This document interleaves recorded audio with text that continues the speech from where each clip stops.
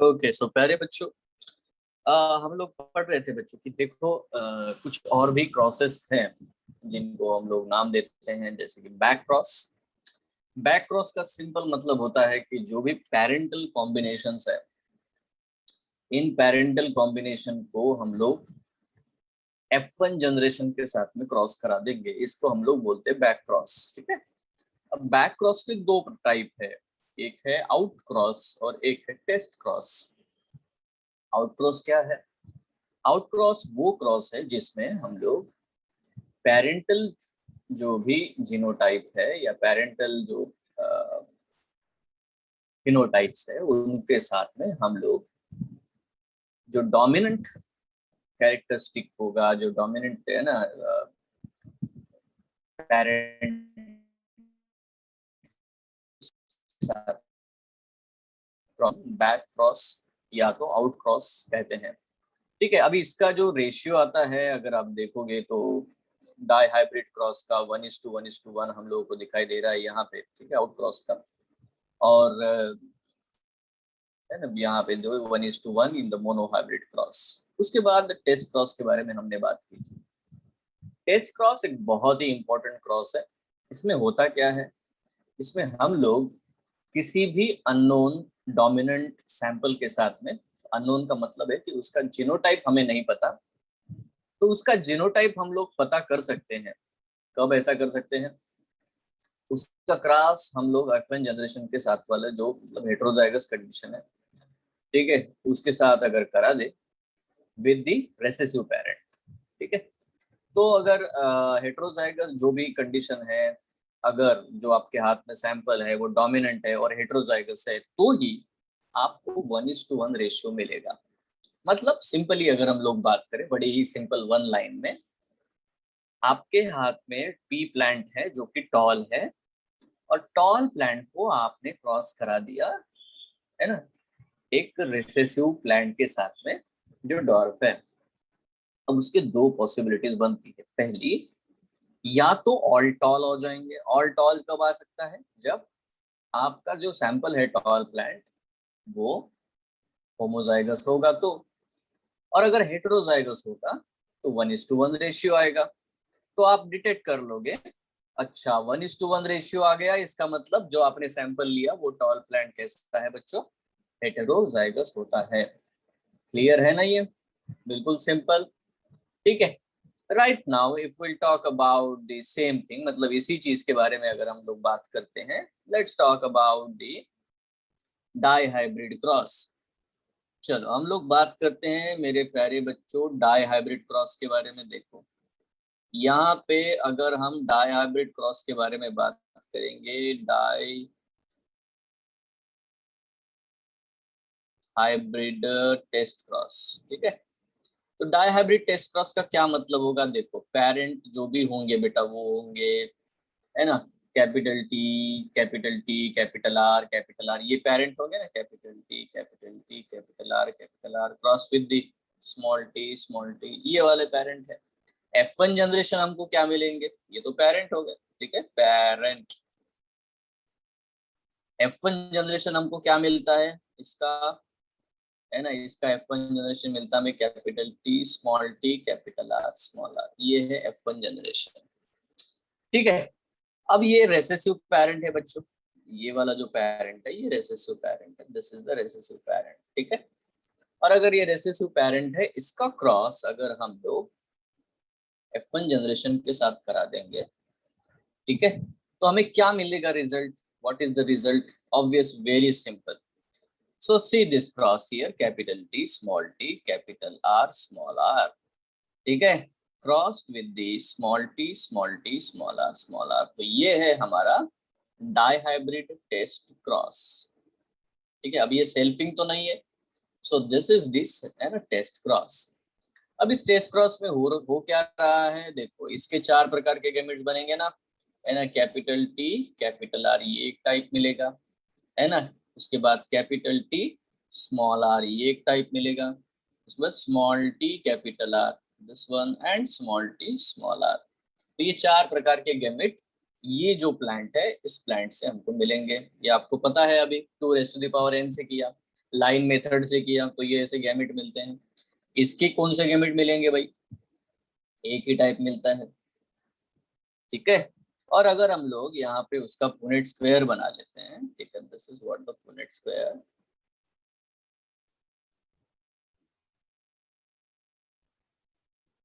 और this is the Punnett square. यहाँ पे हम लोगों ने बेटा इस तरह से कंसिडर कर लिया, देखो है ना, ये एक मिलेगा, ये एक मिलेगा, ये चार पॉसिबिलिटीज हमें मिलेगी, ठीक है। यहाँ पे हम लोग लिख लेते हैं, मान लेते बेटा ये हो गया इस तरह से। तो यहाँ हमने कंसिडर किया, ये एक ही बेटा गैमेट मिला है, ये वाला। यहाँ लिखते हैं capital T capital R, capital T small T capital R and small T small R. Now ये जो प्लांट मिलेगा capital T capital R small R मिलेगा, ये प्लांट मिलेगा कैपिटल टी स्मॉल आर मिलेगा, ये मिलेगा बच्चों कैपिटल टी, सॉरी, ये मिलेगा आपको small T capital R small R, और ये मिलेगा small T small R small R. तो आपको जीनोटिपिक रेशियो मिल रहा है 1:1:1:1, सारे बेटा अलग अलग है यार, सारे जीनोटाइप अलग है, बराबर है, all are the different genotypes. Even आपको फिनोटाइप क्या मिलेगा, ये प्लांट कैसा है भाई, टॉल रेड मिलेगा यार, this is a tall and red, या टॉल एंड राउंड, ठीक है। ये कैसा है, this is a tall and wrinkled, ठीक है। ये वाला कैसा है बच्चों, डॉर्फ एंड राउंड, और ये कैसा मिलेगा, that is what the dwarf and wrinkled. मतलब फिनोटिपिकली भी देखो तो 1:1:1:1 रेशियो ही मिलता है हमको। So will get this type of the ratio. अब इससे क्या साबित हुआ, इससे ये साबित होता है कि अगर हमें चार डिफरेंट टाइप के, है ना, प्रोजेनीज मिलते हैं, 4 डिफरेंट टाइप ऑफ प्रोजेनीज मिलते हैं, इसका सीधा मतलब है कि कोई भी एक हेटेरोजाइगस जो हाइब्रिड जो होता है डाई हाइब्रिड का, वो 4 गैमेट बनाता है, ये तो साबित हो जाता है। इट प्रोड्यूसेस 4 डिफरेंट गैमेट, ये साबित हुआ कि नहीं। अगर 4 डिफरेंट गैमेट, ये नहीं, इसके तो सारे एक ही बनेंगे, ये तो श्योर है ना। जो रेसेसिव पेरेंट है बेटा वो एक ही टाइप का गैमेट बनाएगा, बट हमें अगर 4 डिफरेंट वैरायटीज मिलती है, ये भी मिलता है, ये भी, और है ना, तो इससे साबित होता है कि डेफिनेटली 4 अलग अलग गैमेट बनते हैं। तो वैसे भी अगर देखो तो ये वैसे भी प्रूव कर देता है लॉ ऑफ इंडिपेंडेंट असॉर्टमेंट को, करता है कि नहीं करता है। अरे लॉ ऑफ इंडिपेंडेंट असॉर्टमेंट को प्रूव कर रहा है ना ये, ठीक है। कितने लोगों को समझ में आया कि ये जो है, अभी इसी को आप अगर मानते हो, ये पेरेंट है, अगर ये पेरेंट है और ये भी पेरेंट है, डायरेक्ट पेरेंट है, तो बेटा डायरेक्ट पेरेंट अगर ये है तो देखो ये पेरेंटल कॉम्बिनेशन हो गया, ये वाला भी बेटा पेरेंटल कॉम्बिनेशन हो गया, ये दोनों रिकॉम्बिनेंट हो गए। तो what is the percentage between these, दोनों के बीच में परसेंटेज कितना है, पेरेंटल 50% है, रिकॉम्बिनेंट 50% है। तो ये इनकम्प्लीट डोमिनेंस को प्रूव करता है, ये प्रूव करता है कि एक, है ना, हेटेरोजाइगस फॉर द, है ना, कैरेक्टर्स वाला जो डाई हाइब्रिड है, वो डेफिनेटली बेटा 4 प्रकार के गैमेट प्रोड्यूस करता है। और सबसे इंपॉर्टेंट बात कि every gamete is in the equal, है ना, प्रोबेबिलिटी, सबका प्रोडक्शन का बेटा इक्वल प्रोबेबिलिटी है, दैट इज 1/4, ठीक है। 4 प्रकार की गैमेट 1/4:1/4:1/4:1/4, क्यों, क्योंकि हमें बराबर 4 मिले हैं, दिस इज व्हाट द 1/4, ये मिला हमें 1/4, ये मिला है 1/4, चाहे जीनोटिपिक रेशियो हो चाहे फिनोटिपिक रेशियो हो। तो मैं तो यहाँ पे सीधा सीधा लिख देता हूँ, ठीक है। In a test cross, the genotypic and phenotypic ratios are same, and that is 1:1:1:1 for the dihybrid cross, और मोनोहाइब्रिड क्रॉस के लिए 1:1, दोनों के लिए सेम ही प्रकार का है। ये देखो, ये आपके सामने जीनोटिपिक रेशियो है, और ये जो है ये फिनोटिपिक रेशियो है। You can see it in monohybrid cross also. जब हमने मोनोहाइब्रिड क्रॉस किया था तो यहाँ पे भी बेटा हमें टॉल डॉर्फ फिनोटिपिक रेशियो 1:1 ही मिला, जीनोटिपिक रेशियो बेटा 1:1 ही मिला। तो ये क्या इंडिकेट करता है, what it is indicating, The genotypic and phenotypic ratios are same in case of what the test cross. But selfing करते हैं तो ऐसा आता है क्या? नहीं, सेल्फिंग में क्या आता है? फेनोटिपिक रेशियो 3:1 आता है और जीनोटिपिक रेशियो 1:2:1 आता है। मतलब वहां पे तो बेटा है ना, चीजें सेम नहीं होती, पक्का है ना। तो डेफिनेटली बेटा अगर आप मेथड देखना चाहते हैं, है ना, अगर किसी भी जीनोटाइप का, है ना, तो यहाँ आपको ये significance, what are the significances of the test cross, ये है, it is used to find out the genotype of an organism having dominant character. ठीक है। दूसरा, it can also use to find types of gametes form by the organism having dominant character. ठीक है। तो बेटा ये डेफिनेटली हमें पता लगा सकता है। अब हमें ये भी पता लगता है, ठीक है, इट इज यूज्ड, ये किस में यूज करते हैं, इसका क्या यूज होता है, देखो। ठीक है, यहाँ पे हम लोग लिखते हैं, test cross helps in finding out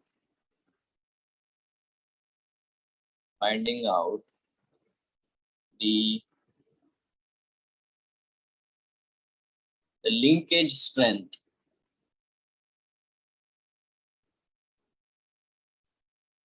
between the genes।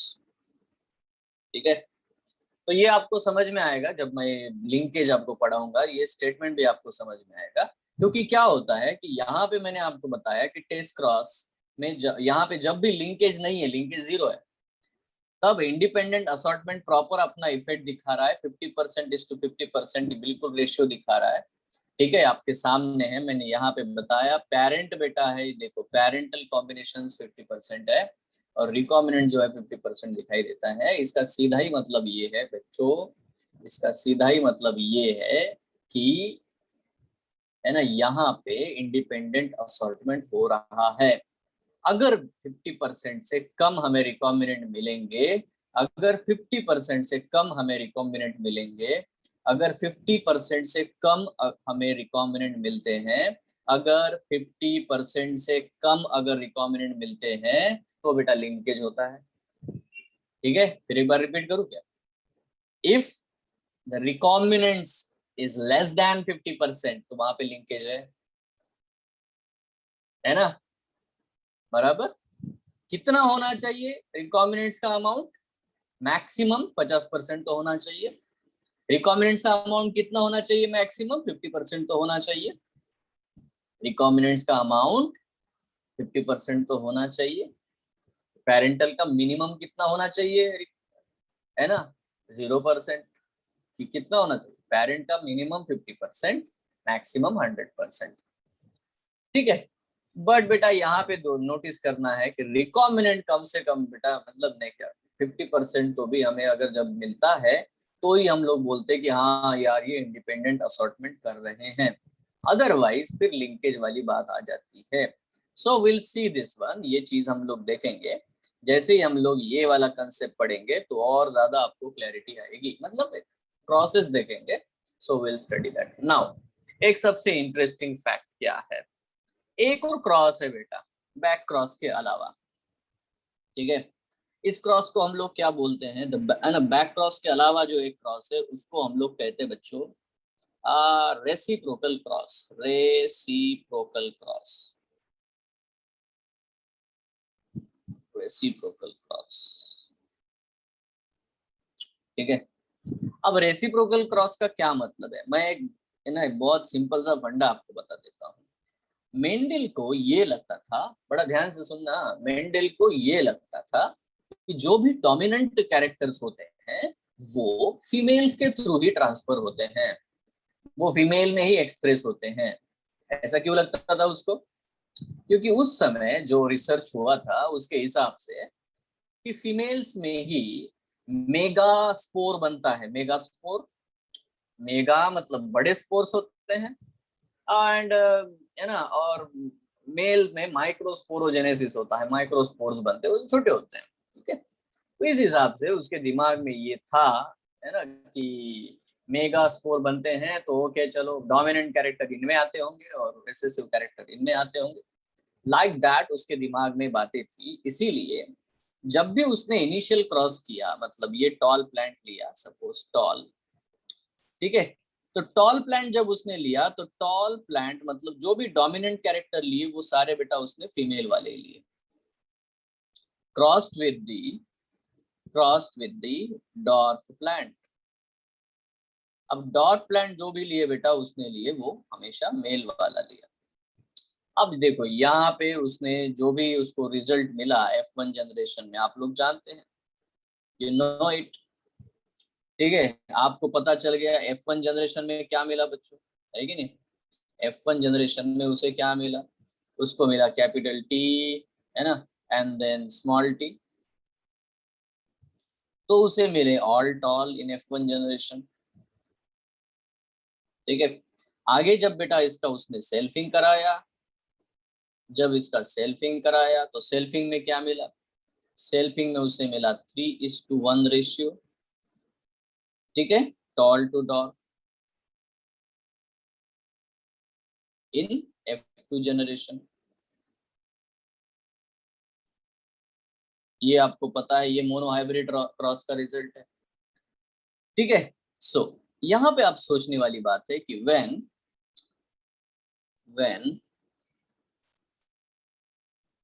the same cross is performed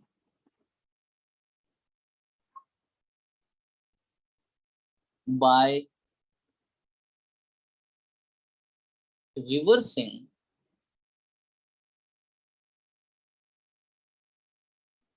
the parental gender,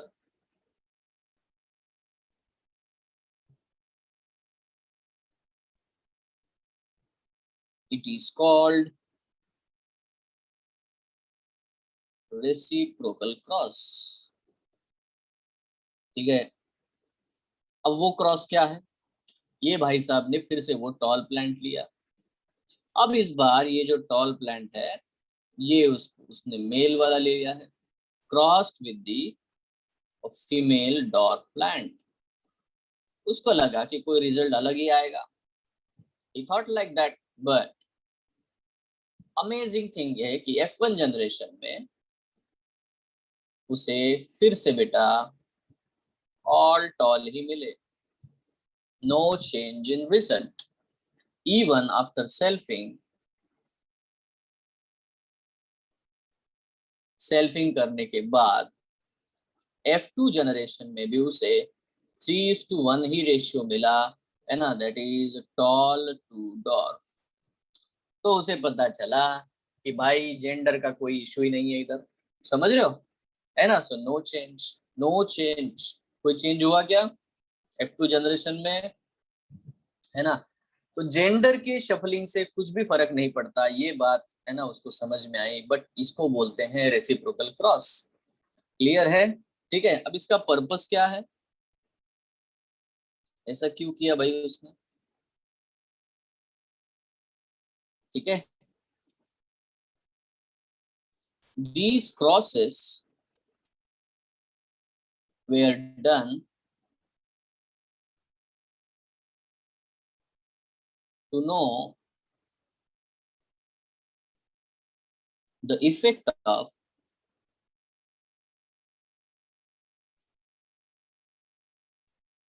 parental sex on the inheritance of character।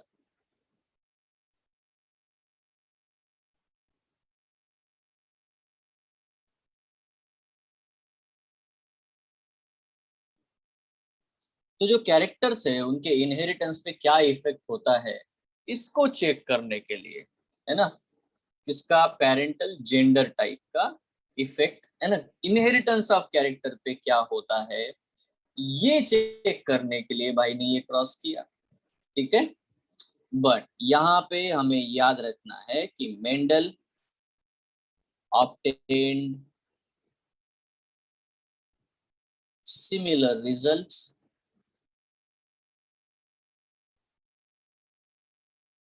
similar results मतलब नो इफेक्ट, कोई इफेक्ट ही नहीं हुआ in reciprocal crosses, in all reciprocal crosses.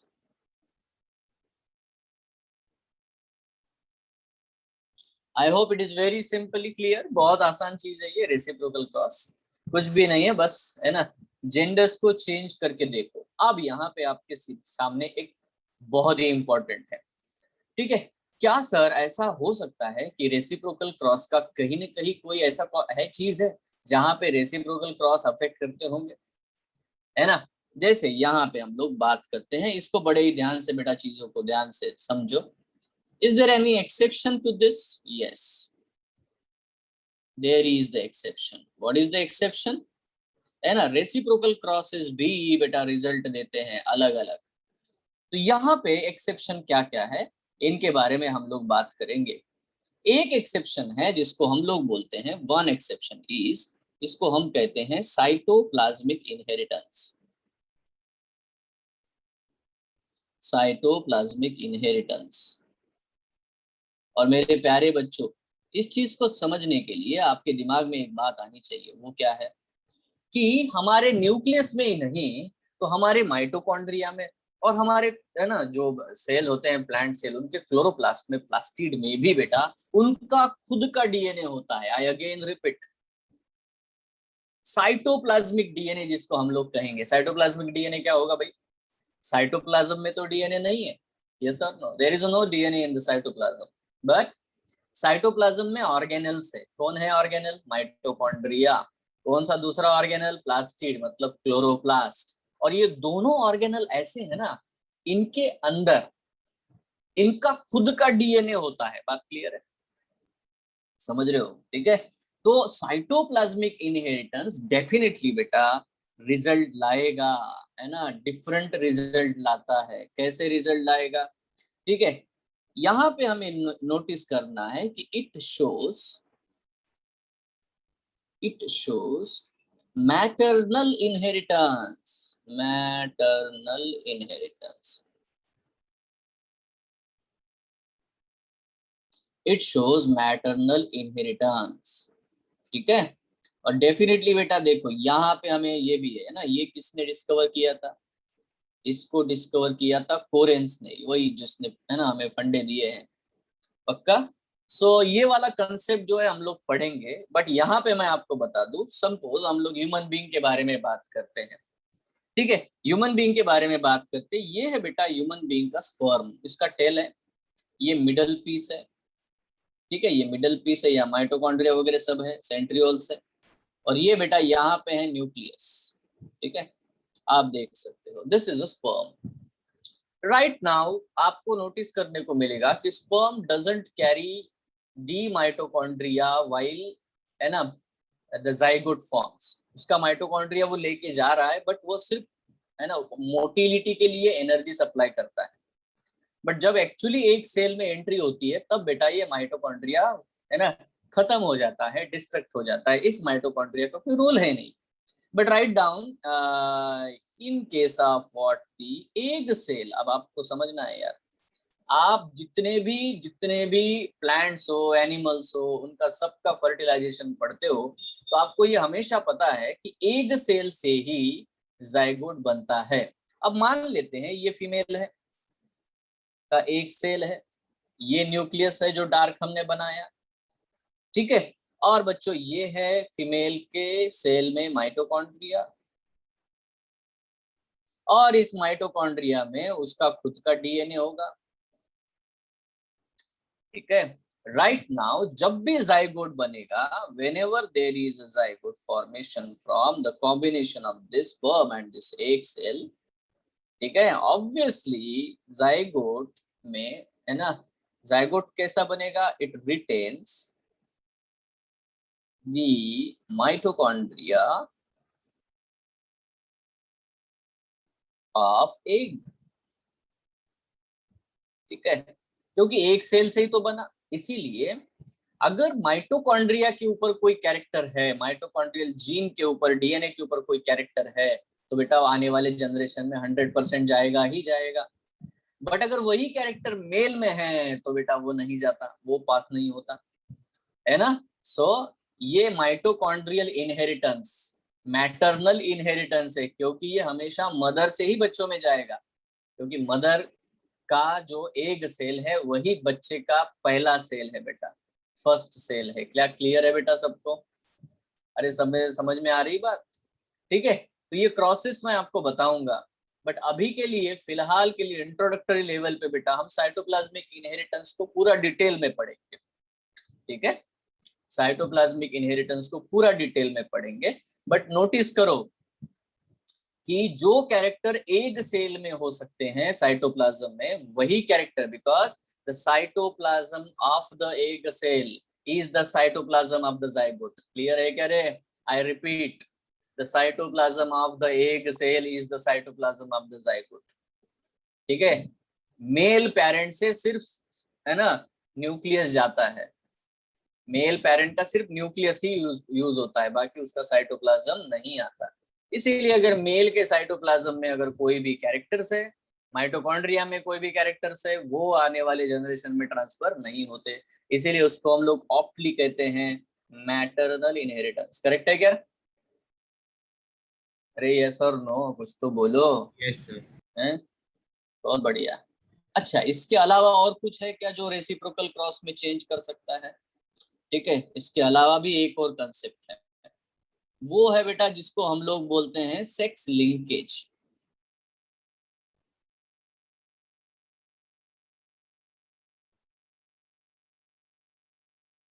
Sex linkage ये एक है। ठीक है, now understand this, sex linkage definitely बेटा अफेक्ट करता है ना। बहुत सारे जो हम लोग डिसऑर्डर्स के बारे में बात करते हैं, whenever we talk about what the disorders, ठीक है, मैं यहाँ पे पॉइंट लिखता हूँ, देखो, autosomal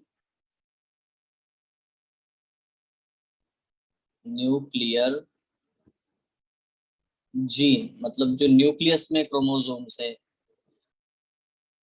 will only show similar result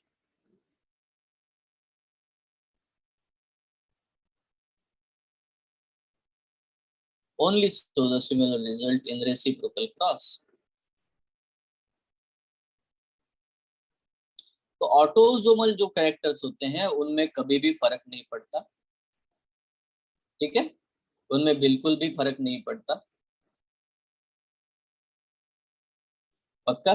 but है ना, सेक्स लिंकेज वाले में, मतलब जो सेक्स लिंक जीन होते हैं, ठीक है, सेक्स लिंक वाले जो जीन होते हैं डेफिनेटली बेटा, है ना, मतलब यहाँ पे आप देखो, है ना, the sex link jeans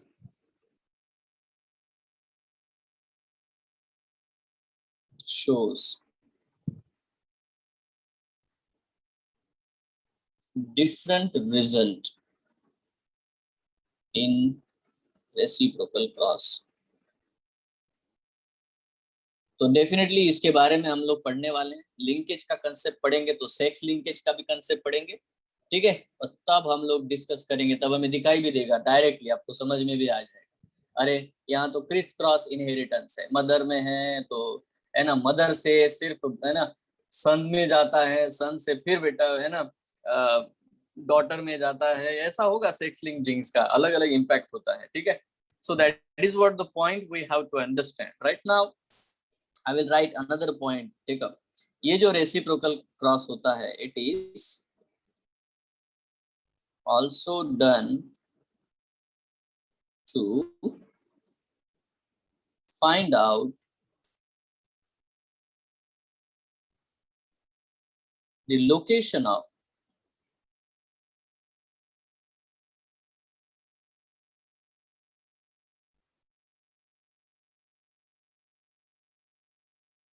gene in our body, ठीक है।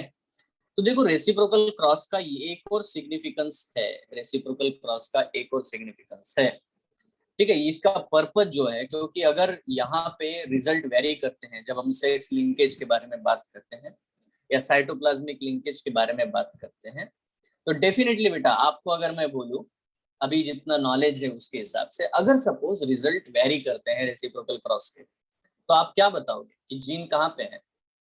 ऑटोसोम पे है, सेक्स क्रोमोसोम पे है, या बेटा माइटोकॉन्ड्रियल है ना डीएनए के ऊपर है? ये तो बता सकते हो ना आप लोग। सपोज बात करते हैं अगर है ना, अगर सिमिलर रिजल्ट आए तो आपका आंसर क्या होगा? Gene is present on the autosomes. ठीक है, सही है ना। और डिफरेंट रिजल्ट आए तो आप ये बोलोगे एक की जो जीन है ना, डिफरेंट रिजल्ट आए, या तो ये साइटोप्लाज्मिक जीन है या तो ये सेक्स लिंक्ड है। ठीक है, ये तो बोल सकते हो आप लोग, यस और नो। ठीक है, so this is only the thing we can understand, yes और नो, पक्का? अरे क्लियर हो गया मैंने क्या बोला? ये अगर रेसिप्रोकल क्रॉस से कुछ फर्क ही नहीं पड़ रहा है तो जीन कहाँ पे है? Where is the gene? It is on the autosomes. Nucleus में जो भी ऑटोसोम्स होते हैं उनके ऊपर ही प्रेजेंट है। ठीक है, सर ऑटोसोम। हाँ, सर माइटोकॉन्ड्रिया में जो डीएनए होता है उसमें क्या मतलब कौन से कैरेक्टर्स पे ऐसा होता है? वो तो देखेंगे ना, मैं साइटोप्लाज्मिक इनहेरिटेंस जब पढ़ाऊंगा तो विद एग्जांपल पढ़ेंगे, है कि नहीं? अभी तो कंसेप्ट देख रहे हैं, है ना। Will take the data also, no problem at all.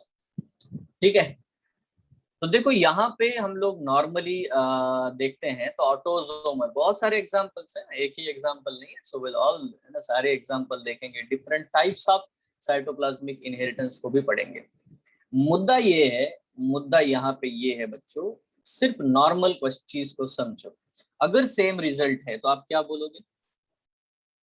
Same result आ रहा है, अब जब भी हम लोग है ना तो ये क्या बोलेंगे कि जीन इज प्रेजेंट ऑन कहाँ पे? ठीक है, gene is present on autosomal, है ना, न्यूक्लियस। ठीक है, ऑटोसोमल है और न्यूक्लियस में प्रेजेंट है, ये आप लोग पता लगा लोगे। बट सपोज बेटा अगर डिफरेंट रिजल्ट आया तो?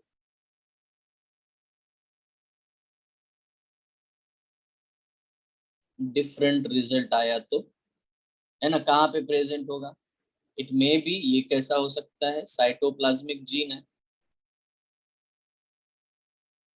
ठीक है, और ये क्या हो सकता है ना, सेक्स लिंक्ड जीन है।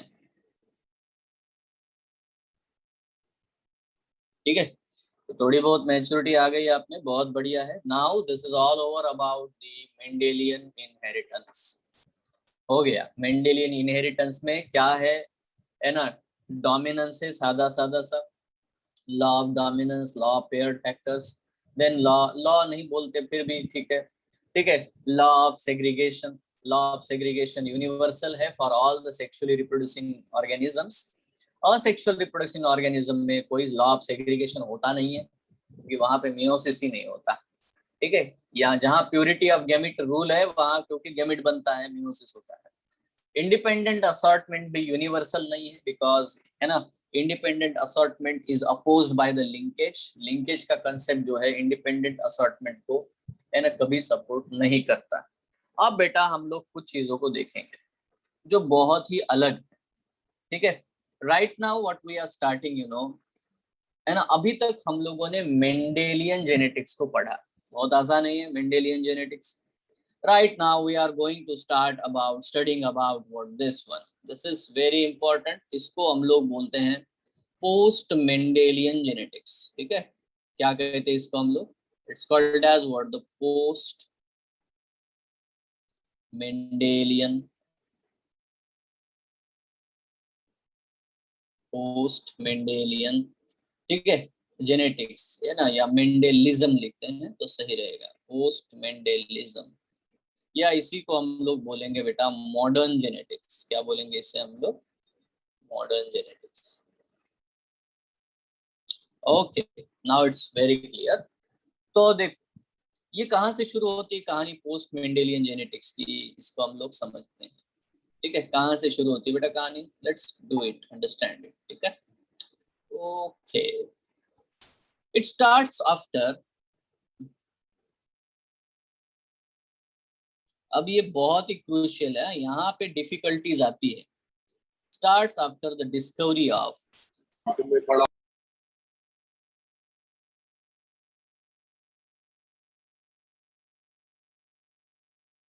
start after the discovery of Mendel's work. मतलब एक्चुअली जो डिस्कवरी वर्ड, ये जो है डिस्कवरी का मतलब मेंडल ने अपने वर्ड को है ना, मतलब ये शुरू होता है 19 नॉट ऑनवर्ड्स, ठीक है, that is what the point. अब थोड़ा ध्यान देना, बिल्कुल अच्छे से समझ जाओ, जो मैं बताने जा रहा हूँ बहुत ही क्रूशियल पॉइंट है। देखो, जीन इंटरैक्शंस के बारे में हम लोग बात करते हैं, will talk about what the gene interaction, ठीक है। देखो, अलील जैसे इंटरैक्ट करते हैं वैसे ही जीन भी एक दूसरे के साथ इंटरैक्ट करते हैं। एक ही जीन के दो अलील इंटरैक्ट कर रहे हैं, एक ही जीन के दो अलील भी इंटरैक्ट करते हैं, वैसे ही बेटा अलग अलग जीन भी एक दूसरे से इंटरैक्ट कर सकते हैं। तो जीन इंटरैक्शन के बारे में जब भी हम लोग बात करेंगे, so will consider here two types, ठीक है। अब ये दो टाइप क्या है मेरे प्यारे बच्चों? दो टाइप है, एक को हम लोग बोलते हैं एलेलिक इंटरैक्शन, एलेलिक इंटरैक्शन, ठीक है, जिनको हम लोग बोलेंगे बेटा, है ना, जो कि एक ही जीन से रिलेटेड है, एक ही जीन के दो अलील है जो एक दूसरे से इंटरैक्शन करते हैं, ठीक है, एलेलिक इंटरैक्शन, या हम लोग बोलेंगे विद इन, है ना, इसको हम लोग बोलेंगे इंट्रा, बड़ा ध्यान से देखो, इंट्राजेनिक। इंट्राजेनिक का क्या मतलब होगा?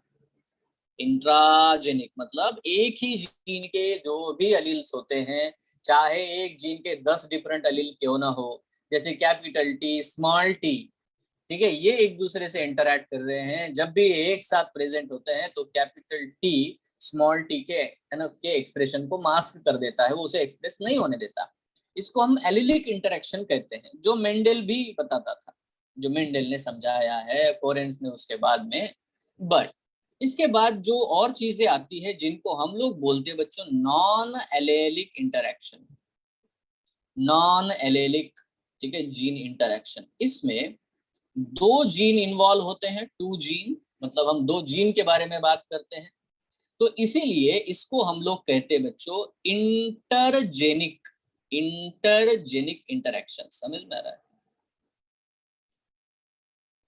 ठीक है, तो ये बहुत ही क्रूशियल चीज है जिसको हम लोग पढ़ेंगे। इंटरजेनिक मतलब एक जीन दूसरे जीन को, जीन के साथ में, है ना, इंटरैक्ट करता है। अगर आपको याद हो तो मैंने आपको एपिस्टेसिस जो है इसके बारे में आपको समझाया था, I told you about what the epistasis, ठीक है। तो ये एपिस्टेसिस वाला का जो कंडीशन है, इसके बारे में हम लोगों ने बात की थी। भाई साहब ये क्यों अपने आप को दिखाना चाहते हैं, है ना, सारे फिनोटाइपिक कैरेक्टर्स मेरे, उमर, उमर शेख,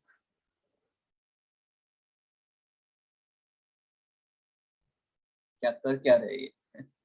सो यहाँ पे आपको नोटिस करना है, देखो नॉन एलेलिक इंटरैक्शन जिसके बारे में हम लोग बात कर रहे हैं, ठीक है, एलेलिक वन जीन इंटरैक्शन या नॉन एलेलिक इंटरैक्शन जो होते हैं, ठीक है। If we talk about this one, if we understand this, क्या होगा इसका मतलब? देखो आप लोग थोड़ा सा इस चीज को समझते हैं मेरे प्यारे बच्चों, है ना, पोस्ट मेंडेलियन इनहेरिटेंस में हमें ये समझना पड़ेगा, ठीक है। देखो,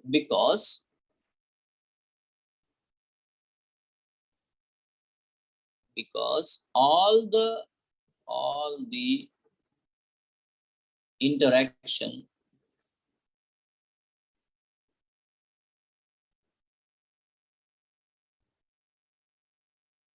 occur at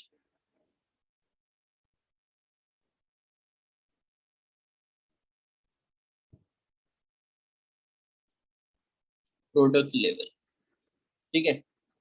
तो देखो हम लोग इनकी स्टडी करते हैं, क्यों करते हैं? क्योंकि अंदर क्या हो रहा है मुझे नहीं पता, मुझे ये चीज समझ में आती है at the product level. Product मतलब जब जनरेशन आता है, ऑफस्प्रिंग्स आते हैं, ठीक है, तो बेटा ऐसी चीजें होती है, और इसीलिए मैं, है ना, सो दिस इफेक्ट, ठीक है, ठीक है, ये कहाँ पे इफेक्ट करते हैं, चाहे इंट्राजेनिक हो चाहे इंटरजेनिक हो, they will always effect only phenotypic ratio.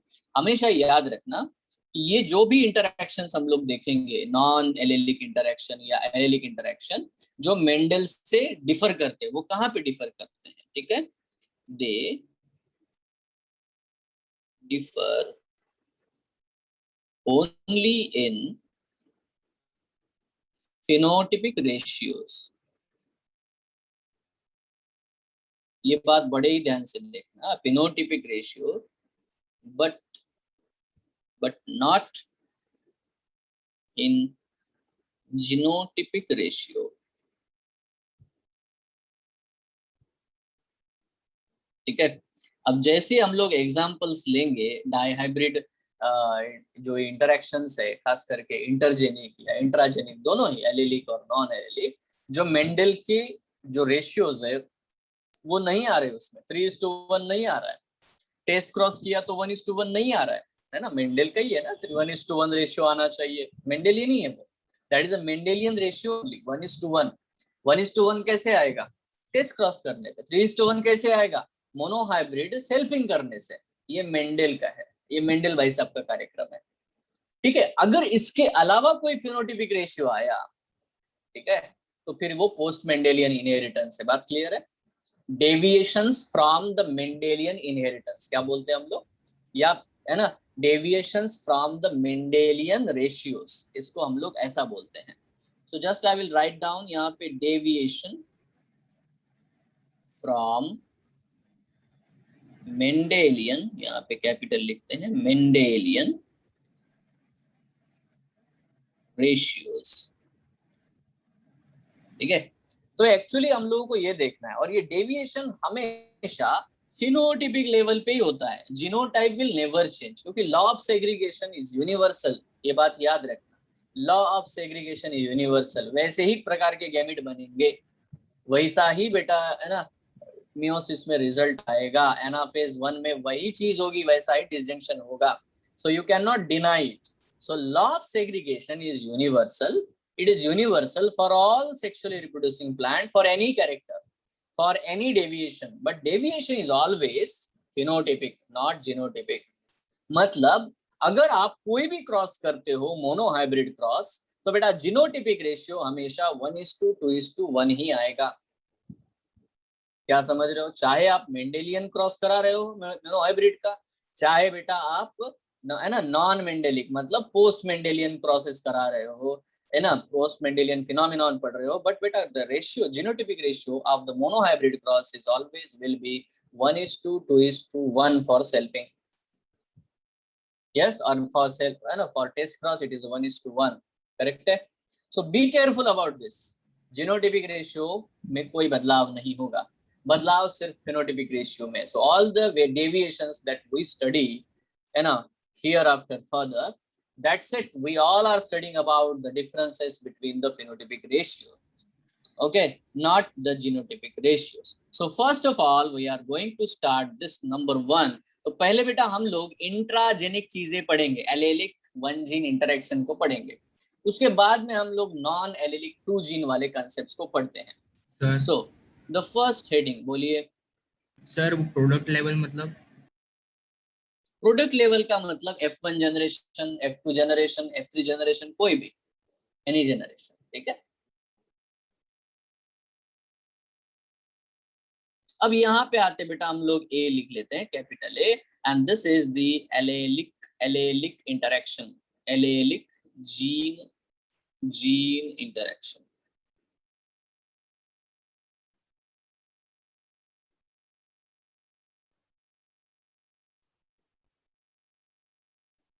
ठीक है, एलेलिक जीन इंटरेक्शन हम लोग देख रहे हैं, और उसमें सबसे पहला हमारा नंबर 1 हेडिंग होगा। The number 1 is the, simple है, बहुत आसान है, कोई बहुत बड़ी बात भी नहीं है। इसको बोलते हैं बच्चों हम लोग इनकम्प्लीट डोमिनेंस। क्या बोलते हैं इसे हम लोग? Incomplete dominance. तो डेफिनेटली ये लॉ ऑफ डोमिनेंस को फॉलो नहीं कर रहा है। ठीक है, incomplete dominance it's something different. ठीक है, अब यहाँ पे ये जो चीज है इनकम्प्लीट डोमिनेंस आसान है, इसमें आता है बेटा इंटरमीडिएट इनहेरिटेंस, है ना, यहाँ पे आपको देखने को मिलेगा। ठीक है, यहाँ आ जाएगा इंटरमीडिएट, ठीक है, इंटरमीडिएट इनहेरिटेंस। कुछ नहीं, आसान है, बहुत ही इजी है। इसमें क्या है, चलो हम लोग बात करते हैं। ठीक है, ये पहला एक्सेप्शन है बेटा of Mendel's principles of dominance, है ना। This is the first exception, है ना, this is the first exception of Mendel's principle of dominance, ठीक है। तो मेंडल का जो प्रिंसिपल ऑफ डोमिनेंस है उसका ये फर्स्ट एक्सेप्शन है। इसमें होता क्या है इसको हम समझ लेते हैं, ठीक है। इसमें ये होता है कि जो F1 जनरेशन है इसको किसने डिस्कवर किया, देखो यहाँ पे भी हम लोग देखते हैं, it is discovered by coherence, ठीक है, कोरेंस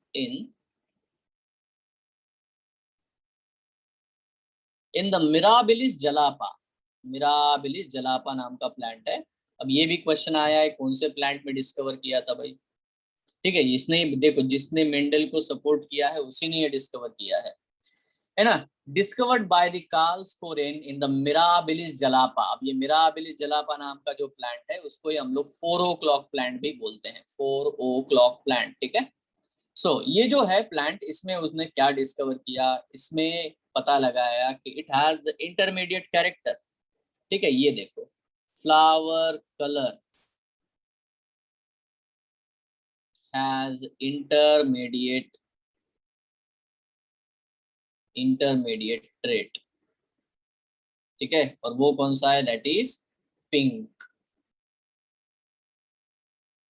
ठीक है। अब यहाँ पे नोटिस करने वाला पॉइंट है, देखो मेंडल ने जो भी कैरेक्टर लिए थे वो कॉन्ट्रास्टिंग कैरेक्टर थे। वो कैसे थे, कॉन्ट्रास्टिंग का मतलब है, देखो फ्लावर कलर लिया तो ये फ्लावर कलर कलरफुल होगा, कलरलेस होगा, काम खत्म। दो ही ट्रेट है एक कैरेक्टर के, ठीक है। तो क्या है इन फ्लावर कलर, जब भी आप लोग देखोगे, देखो फ्लावर कलर मिराबिलिस जलापा या 4 o'clock प्लांट में आपको देखने को मिलता है। ये क्या है बेटा, इसमें 3 ट्रेट है, इस कैरेक्टर के 3 ट्रेट है। या तो फ्लावर रेड होगा, या तो फ्लावर पिंक होगा, या तो फ्लावर व्हाइट होगा। क्लियर है, red pink white, is it clear, ठीक है। अब थोड़ा नोटिस करते हैं जो क्रॉस है उसको करके देख लेते हैं। देखो क्रॉस क्या है, एग्जाम्पल हमारा यहाँ पे है फ्लावर कलर का मिराबिलिस जलापा। इसमें क्या है, हमने एक रेड प्लांट लिया है, ठीक है, मेल प्लांट लेते हैं, रेड है, crossed with the white flowered plant, white flower plant, ठीक है, ऐसे हमने किया। अब इसका जीनोटाइप ले लेते हैं कैपिटल आर, क्योंकि इसको हम लोग डोमिनेंट मानते हैं। और बेटा ये स्मॉल आर इसको हम रिसेसिव मानते हैं, ठीक है। जिस तरह से मेंडल ने लिया है हमने कंसिडर किया, okay. Red flower crossed with the white flower. Now देखो रिजल्ट आपके सामने है, रिजल्ट आपको लग रहा है कि ये दोनों का क्रॉस करेंगे तो अगर मेंडल के हिसाब से, है ना, F1 जनरेशन हमको मिलेगा। F1 जनरेशन हमें कैसा मिलेगा, F1 जनरेशन मिलेगा कैपिटल आर स्मॉल आर, ये हमें मिलेगा। कैपिटल आर स्मॉल आर है तो according to the law of dominance flower का कलर होना चाहिए रेड फ्लावर, ठीक है। बट ऐसा हुआ नहीं। ये जो हेट्रोजाइगस कंडीशन है जो हमें मिली है, दिस हेट्रोजाइगस कंडीशन अपीयर्ड, है ना, यहाँ पे हमें देखने को मिला बेटा ये सारे फ्लावर जो इस प्लांट के ऊपर आए वो सारे बेटा पिंक फ्लावर आए, ठीक है। नाउ ये सोचने वाली बात है, अब यहाँ पे कैपिटल आर स्मॉल आर को सप्रेस कर रहा है ऐसा भी नहीं कह सकते, ठीक है। हम ये भी नहीं कह पा रहे हैं कि कैपिटल आर अपने आप को पूरी तरह से एक्सप्रेस कर पा रहा, ये भी हम लोग नहीं कर पाते। तो यहाँ पे क्या हुआ, यहाँ पे एक बहुत ही सिंपल सी चीज हमें देखने को मिली, वो क्या है ना, यहाँ देखने को मिलता है hence capital R is partially dominant. कैसा डोमिनेंस है बेटा इसका, क्या है बेटा, देख लो बराबर, capital R is partially dominant. अगर ये पूरा ही डोमिनेंट होता तो फ्लावर का कलर तो रेड आता। तो यहाँ पे स्मॉल आर भी अपना थोड़ा थोड़ा पिगमेंटेशन कलर व्हाइट वाला दे रहा है, कैपिटल आर भी अपना थोड़ा सा, मतलब दोनों ही कैपिटल आर स्मॉल आर है ना पार्शियली एक्सप्रेस हो रहे हैं, पार्शियल एक्सप्रेशन कर रहे हैं, इसीलिए फ्लावर कलर जो है वो पिंक आने लगा, ठीक है। अगर हम इसका सेल्फिंग कराते हैं। ये जो है F1 जनरेशन का अगर हम लोग बच्चों सेल्फिंग कराते हैं, बड़ा ध्यान से देखना, अगर हम लोग सेल्फिंग कराते हैं तो क्या होगा सेल्फिंग में, this capital R small R crossed with the capital R small R. ये कैसा प्लांट है, इसमें भी पिंक फ्लावर है, ये कैसा है, इसमें भी पिंक फ्लावर है। तो अब हमने क्या किया, दोनों पिंक फ्लावर वाले प्लांट उठाए और पिंक फ्लावर वाले प्लांट को हेटेरोजाइगस से सेल्फिंग कर लिया। और जब बेटा सेल्फिंग किया तो इसके बेटा डेफिनेटली आपको दो प्रकार के गैमेट्स मिलेंगे, capital R and small R. ठीक है, विल गेट द गैमेट्स। ठीक है, इसके भी बेटा आपको दो प्रकार के गैमेट मिलेंगे, capital R and small are.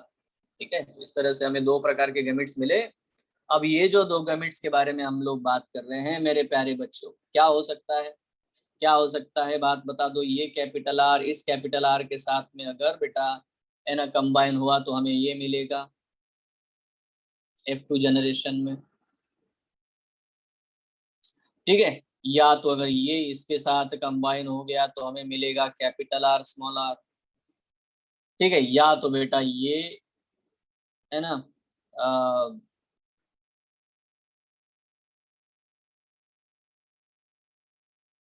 इसके साथ कंबाइन हो गया तो मिलेगा कैपिटल आर स्मॉल आर, और ये इसके साथ कंबाइन हो गया तो हमें मिलेगा small R small R. Right now अगर हम ये F2 जनरेशन देख पा रहे हैं तो ये फ्लावर कैसा होगा, रेड। ये दोनों फ्लावर के कलर कैसे होंगे, पिंक, बराबर है। और इस फ्लावर का कैसा कलर होगा, व्हाइट। तो हमें रेशियो क्या मिलेगा, 1:2:1। मतलब फिनोटिपिक रेशियो 3:1 आया ही नहीं। अरे समझ रहे हो, है ना। तो यहाँ पे लिख लेते हैं फिनोटिपिक रेशियो is 1:2:1।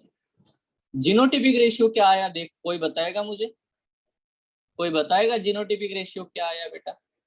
1:2:1 ही आया, क्योंकि एक 1 कैपिटल आर आ रहा है, दूसरे दो आए कैपिटल आर स्मॉल आर, और बेटा बाकी लास्ट वाला आया स्मॉल आर। तो जीनोटिपिक रेशियो चेंज हुआ क्या, मेंडेल का भी जीनोटिपिक रेशियो 1:2:1 ही था, है ना, यहाँ पे भी वही है। बट फिनोटिपिक रेशियो चेंज हो गया। फिनोटिपिक रेशियो क्यों चेंज हो गया, क्योंकि यहाँ पे इंटरमीडिएट कैरेक्टर आता है। ऐसा क्यों हुआ, बिकॉज यहाँ पे लॉ ऑफ डोमिनेंस काम नहीं कर पा रहा है ना। कैपिटल आर और स्मॉल आर दोनों ही पार्शियली एक्सप्रेस हो रहे हैं। तो क्या आपको क्लियर है बच्चों, बेटा क्या आपको क्लियर है, yes, hello, yes sir, yes. Yes, है ना। सो यहाँ पे आप देख सकते हो कि क्या बेटा कुछ अदर वे एग्जाम्पल्स है जो हमारे एनसीईआरटी में आते हैं, अदर एग्जाम्पल्स है। जैसे ये 4 o'clock का प्लांट हो गया, इसके बारे में हमें पढ़ाया जाता है जिसको हम लोग बोलते हैं स्नैपड्रैगन।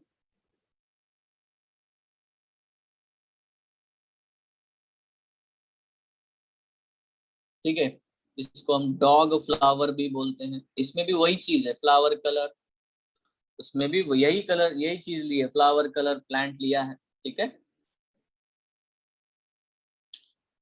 ठीक है। सो यहाँ पे डॉग फ्लावर इसको हम लोग बोलते हैं, इसका नाम है एंटीरेनम। एंटी, ये सब क्वेश्चंस आ चुके हैं इसीलिए बेटा लिख के दे रहे हैं हम लोग, एंटीरिनम मेजस।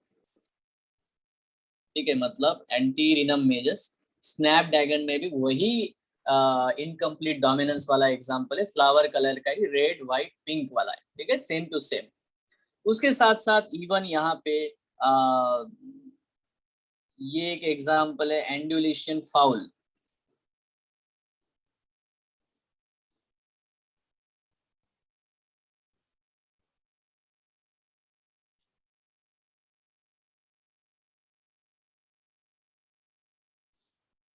ठीक है, इसमें जो कैरेक्टर है बेटा वो है फिदर कलर का, फिदर कलर। ठीक है, इसमें क्या होता है, फिदर कलर में 3 कलर आते हैं। एक होता है ब्लैक, ठीक है, इंटरमीडिएट कैरेक्टर है बेटा ब्लू, ठीक है, और आता है व्हाइट। ठीक है, black, blue, white, capital B black, small B white, capital B small B blue. ठीक है, ये मतलब आप एंडोएशियन फाउल का मतलब बर्ड्स होते हैं, बर्ड्स यू नो, है ना, chicken type, Turkey type, that's what the foul, correct है। सो एंडालुसियन फाउल्स, उनके feather colour, that is another example. पक्का कोई कंफ्यूजन है क्या? सर इस स्नैपड्रैगन में कौन सा कैरेक्टर है? वही है फ्लावर कलर का, ये रेड व्हाइट पिंक वाला। यस एवरीवन क्लियर है यस। ना। अब मैं एक स्टेटमेंट बोलना चाहता हूँ, बड़ा ध्यान से सुनना। कैन आई से like this, the genotypic and phenotypic ratios in an incomplete dominance are same? देखो जीनोटिपिक रेशियो क्या है, 1:2:1। फिनोटिपिक रेशियो क्या है, 1:2:1। तो क्या हम ये नहीं बोल सकते? ठीक है, so I will write down the statement here so that, है ना, phenotypic ratio and genotypic ratio are same or similar in incomplete dominance.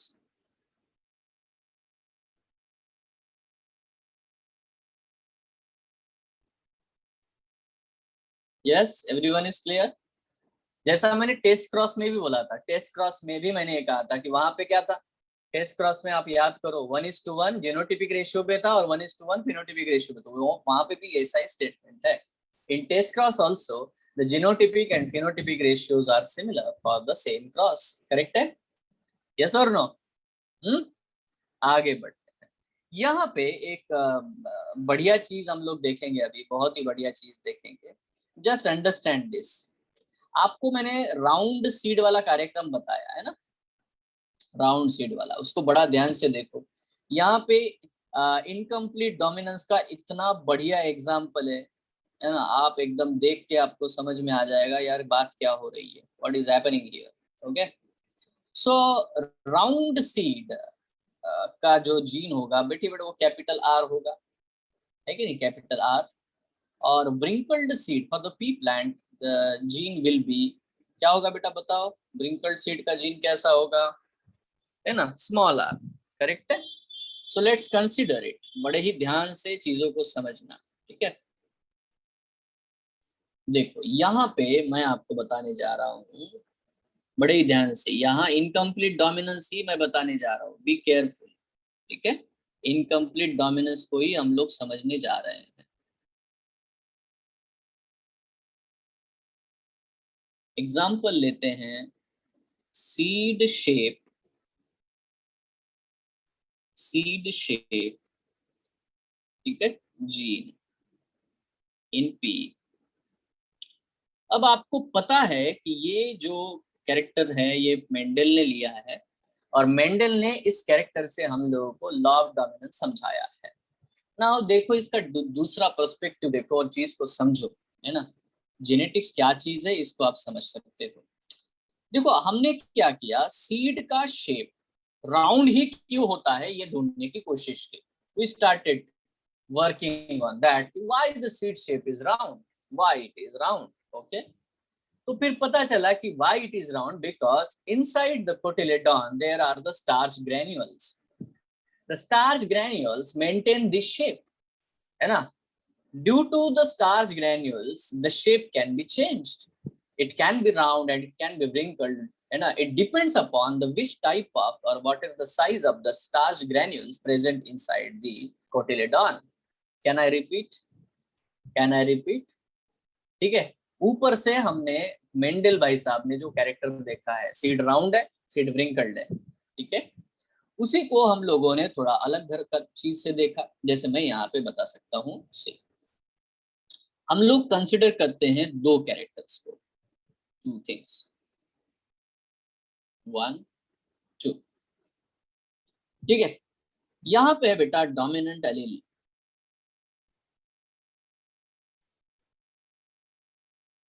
Dominant allele, है ना, और दूसरा है बेटा recessive allele for this seed shape. Okay, ठीक है। अब ये डोमिनेंट एलील करता क्या है इसको समझते हैं। डोमिनेंट एलील, ये अलग पेज पे जाएगा, पीटीओ, ठीक है।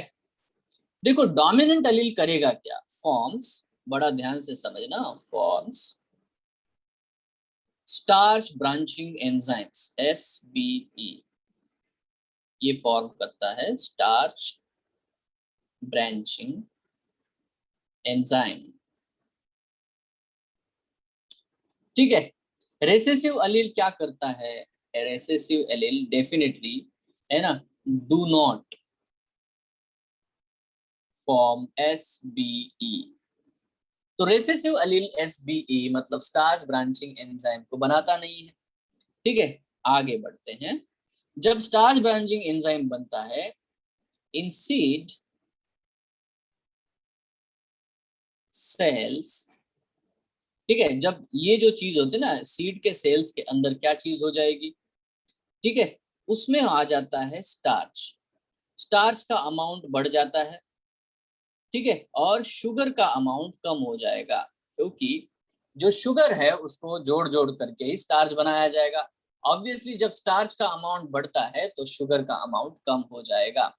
इसका क्या रिजल्ट आता है, लेट्स अंडरस्टैंड। ठीक है, इसके वजह से ऑस्मोटिक प्रेशर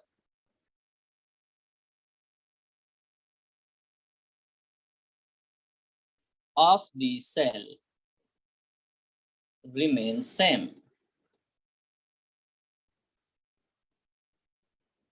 ठीक है, या constant for all the cells in the cotyledon. तो इसीलिए हर सेल में सेम अमाउंट ऑफ वाटर रहेगा, so seed become round.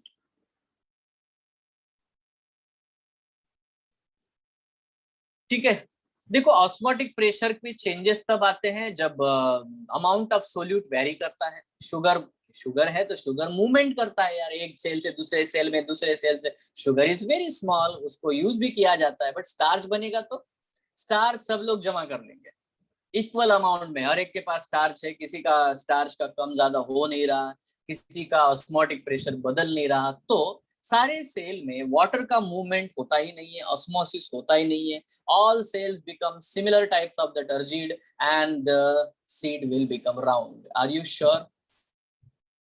Are you sure? Transporting yes plant का सर। कंसेप्ट है यहाँ पे, बिल्कुल सही। Now understand what happens here. If suppose recessive cell है, do not form the that we can say ये जो चीज है ना, स्टार्च ब्रांचिंग एंजाइम नहीं बना रहा। अब जब स्टार्च ब्रांचिंग एंजाइम नहीं बना रहा है तो आपने बायोमोलिक्यूल चैप्टर पढ़ा है जिसमें स्टार्च वगैरह के बारे में आप लोग जानते हो, है ना, अमाइलोपेक्टिन में बहुत ब्रांचेस बनते हैं। ठीक है, अब सपोज यहाँ पे देखो इन सीड सेल्स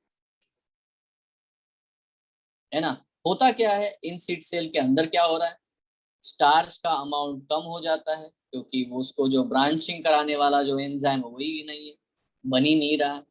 अब स्टार्च का बेटा अगर अमाउंट कम होता है तो उसमें ज्यादा बढ़ जाता है शुगर। अब शुगर बेटा highly movable, highly consumable component है, और अगर ऐसा होगा तो डेफिनेटली बेटा यहाँ पे एक अलग ही चीज होगी। यहाँ पे होगा कि osmotic pressure of cells will be variable. हर सेल का ऑस्मोटिक प्रेशर वेरी करता है। ठीक है, why? Because sugar is osmotically active. ठीक है, और इसके वजह से क्या होता है, पानी का मूवमेंट जो है, कई सी सेल में टर्जिड है, बहुत सारे सेल फ्लैसिड है, कोई सेल प्लाज्मोलाइज्ड हो गए, जहां से बेटा पानी चला गया इस तरह से। इसीलिए वो सेल कभी भी आपको एंटायरली सारे सेल टर्जिड ना होने की वजह से कभी भी बेटा, है ना, राउंड शेप में नहीं दिखाई देगा। So the seed becomes wrinkled। बेटा क्या समझ में आया आपको, बताओ यस क्या सर। समझ में आया? राउंड सीड दिख रहा है ऊपर से, ये मेंडल भाई साहब देख रहे हो, ये सीड राउंड है, ये wrinkled है, ओके ठीक है। बट हमने बाद में उसमें खोजबीन की है यार होता कैसे है ना, और अच्छा है हमने ट्रांसपोर्ट इन प्लांट चैप्टर भी पढ़ा है तो हम लोगों को समझ में आ गया, अच्छा ऐसा होता है, ओके। बट इसमें क्या चीज है सर, ये क्यों बता रहे हो आप, है ना, ये क्या बात आप बता रहे हो? ठीक है, देखो यहाँ पे इस चीज को आप याद रखना है, इसमें क्या मैं बताने चाह रहा हूँ। चलो, इफ आई विल कंसिडर, ठीक है, द स्टार्च, इसको हम लोग बोलते हैं द कैरेक्टर इज, यहाँ पे हम लोग लेते हैं कैरेक्टर। कैरेक्टर क्या है पता है ना? साइज ऑफ स्टार्च ग्रेन्यूल, याद रखो हाँ, बड़ा ध्यान से। कैरेक्टर है साइज ऑफ स्टार्च ग्रेन्यूल, है ना? शेप ऑफ सीड नहीं, साइज ऑफ स्टार्च ग्रेन्यूल जो अंदर है उसके बारे में हम बात कर रहे हैं। That is a character right now. Okay, क्या क्या ट्रेट है इस कैरेक्टर के? ट्रेट कौन कौन से हैं? द ट्रेट इज, है ना, लार्ज स्टार्च ग्रेन्यूल, ये ट्रेट है। ओके, उसके बाद इंटरमीडिएट स्टार्च ग्रेन्यूल, एंड उसके बाद स्मॉल स्टार्च ग्रेन्यूल। तो हम लोगों ने और खोजबीन करी तो पता लगा कि स्टार्च ग्रेन्यूल जो ब्रांचिंग एंजाइम्स बनाते हैं उनके साइजेस में डिफरेंस है यार, है ना? साइज वेरी कर रहा है। और कब वेरी करते हैं, थोड़ा ध्यान से देखते हैं। हमने इस कैरेक्टर को रिप्रेजेंट करने के लिए बी ये टर्म यूज किया, बी लेटर यूज किया। So when there is a homozygous condition, capital B, then the starch grains are large. When there is a heterozygous condition, they are intermediate size. And when they are very small, they small b. Now understand this. बेटा सब लोग बड़ा ध्यान से सुनो। जब मैं उसे राउंड कहता हूं तो बेटा जब लार्ज होंगे, इंटरमीडिएट होंगे स्टार्च ग्रेन्यूल्स, तब भी बेटा सीड राउंड ही होता है, ठीक है? और जब स्मॉल स्टार्च ग्रेन्यूल्स होते हैं तभी जो सीड है वो व्रिंकल्ड होता है। क्लियर है? तो जब भी बेटा इसका F2 रेशियो आएगा, कैसा आएगा F2 रेशियो? ये फॉलो कर रहा है ना? इट इज शोविंग, क्या शो कर रहा है रे? It is showing incomplete dominance.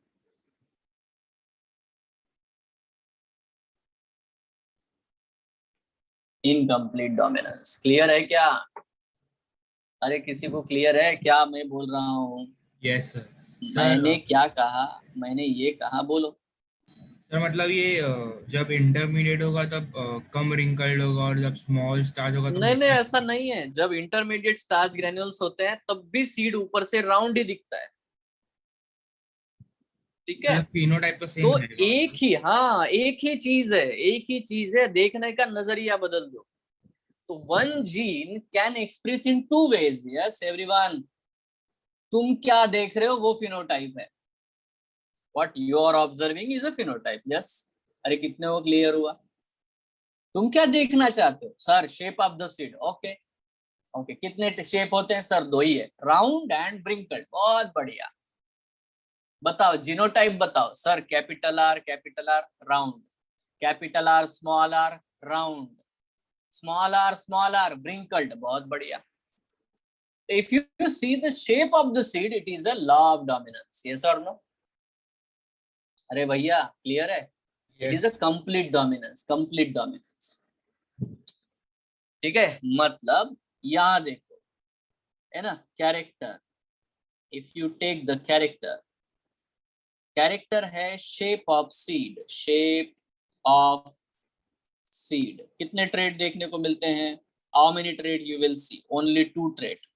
या तो बेटा वो राउंड है या तो वो व्रिंकल्ड है। राउंड मतलब जीनोटाइप क्या है? Capital R small R. ये क्या है? Small R. तो क्या कंक्लूजन है? It is showing complete dominance. बात समझ में आती क्या? है ना? ये कंप्लीट डोमिनेंस दिखा रहा है। कैपिटल आर स्मॉल आर को दबा देता है। या इनकम्प्लीट डोमिनेंस दिखा रहा है, कैपिटल आर पूरी तरह से स्मॉल आर को नहीं दबा पाता है, ठीक है? या खुद भी, मतलब दोनों पार्शियली एक्सप्रेस हो रहे हैं। तो एक ही जीन दो अलग अलग प्रकार से एक्सप्रेस होते हुए आपको दिखाई दे रहा है, और ये दोनों ही कैरेक्टर रिलेटेड है। यस और नो? कैसे रिलेटेड है उसको मैंने ऊपर समझाया, हाउ दे आर रिलेटेड। पक्का है? Yes sir. हाँ। तो इफ दिस इज व्हाट, ये इंटरेक्शन अगर आप देख पा रहे हो तो ये बड़ा ही इंटरेस्टिंग इंटरेक्शन है। है ना, और ये कोरेंस ने समझाया है ना। अब ये सब सारी चीजें जब इन लोगों ने जो बाद में आए उन्होंने बड़ा ही इंटरेस्ट लेकर के ये सारी चीजें जब आपको समझाई, तो बेटा मेंडल का इंपॉर्टेंस ऑटोमेटिक बढ़ गया, है ना। चाहे जो भी हो, क्या बेटा लॉ ऑफ सेग्रीगेशन फॉलो हो रहा है? बिल्कुल हो रहा है यार, हो रहा है कि नहीं फॉलो हो रहा है? हो रहा है। ये सब कुछ लॉ ऑफ सेग्रीगेशन के ऊपर डिपेंड है। Yes everyone, yes sir. है ना। तो इसको हम लोग एक अलग टर्मिनोलॉजी देते हैं ठीक है, उसको हम लोग समझने की कोशिश करेंगे। Right now you understand this one, ये बहुत ही नॉर्मल है यार, मतलब ऐसा कुछ भी बड़ी बात है नहीं। तो जो चीज मुझे राउंड दिखाई दे रही है ना, एक्चुअली उसके स्टार्च ग्रेन्यूल का साइज अगर अंदर हम लोग जाके देखें तो या तो लार्ज स्टार्च ग्रेन्यूल्स बन सकते हैं या तो इंटरमीडिएट स्टार्च ग्रेन्यूल हो सकते हैं। ठीक है, तो with respect to the starch granule size, the entire interaction is incomplete dominance interaction, and with respect to the character shape of the seed, the entire interaction is a complete dominance. correct है? ये देखो flow chart है।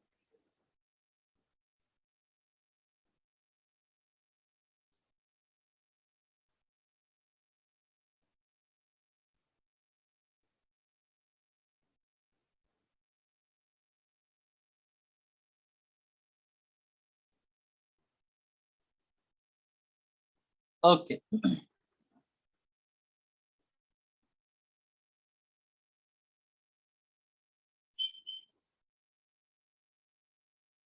ठीक है, तो इसको बेटा हम लोग अगर ऐसे लिखे, मतलब होता क्या है, हम लोग बेटा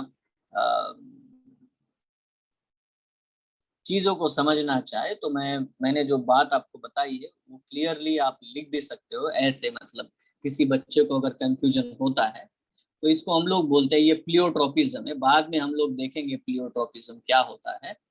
प्लियो, PLEIO चाहिए, PLEIO, प्लियोट्रोपिक। ठीक है, ट्रॉपिक जीन बोलते हैं इसको हम लोग। ठीक है, बस यहाँ पे मैं लिख रहा हूँ इन एग्जाम्पल, इसके सपोर्ट में ये क्या चीज है प्लियोट्रोपिक जीन। देखो पी प्लांट आपने देखा, पी प्लांट में आप लोगों ने जीन निकाले, है ना, एक जीन निकाला, और ये एक ही जीन दो चीजों के लिए रिस्पॉन्सिबल है। एक या तो सीड शेप के लिए, इस कैरेक्टर के लिए भी वही जीन रिस्पॉन्सिबल है, या तो बेटा साइज ऑफ स्टार्च ग्रेन। ठीक है, तो व्हाट इज प्लियोट्रोपिज्म, ये बहुत बार क्वेश्चन आता है कि one a single gene is responsible for more than one characters। ठीक है, एक ही जीन है, एक्चुअली राउंडनेस देखोगे तो वही जीन है ना, स्टार्च ग्रेन का साइज देखो तो वही जीन है। तो when a single gene is responsible for more than one character, it's called as the pleiotropic gene. इसी को हम प्लियोट्रोपिज्म कहते हैं। और इसके कुछ और भी एग्जांपल हम लोग देखेंगे। अभी हम इनकम्प्लीट डोमिनेंस के हिसाब से मैंने ये बात आपको समझाई है। बस ये बस इंट्रोडक्टरी लेवल पे मैंने बता के रखा हुआ है ताकि ये बाद में आपको काम आए। ठीक है, क्लियर है, समझ रहे हो आप लोग?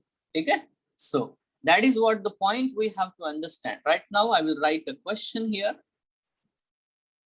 a pure red flowered mirabilis jalapa is crossed with white flower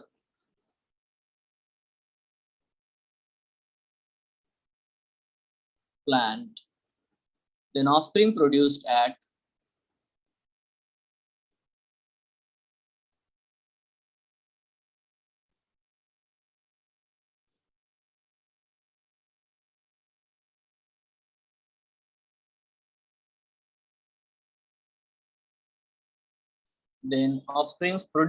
the F2 generation will be,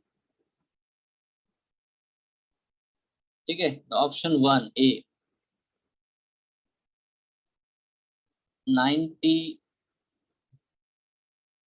uniformly red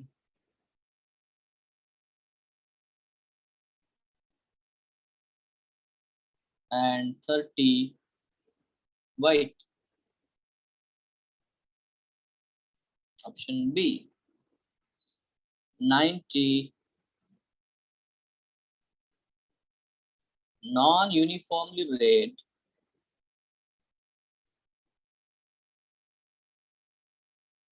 की जरूरत नहीं है, ठीक है, non-uniformly red and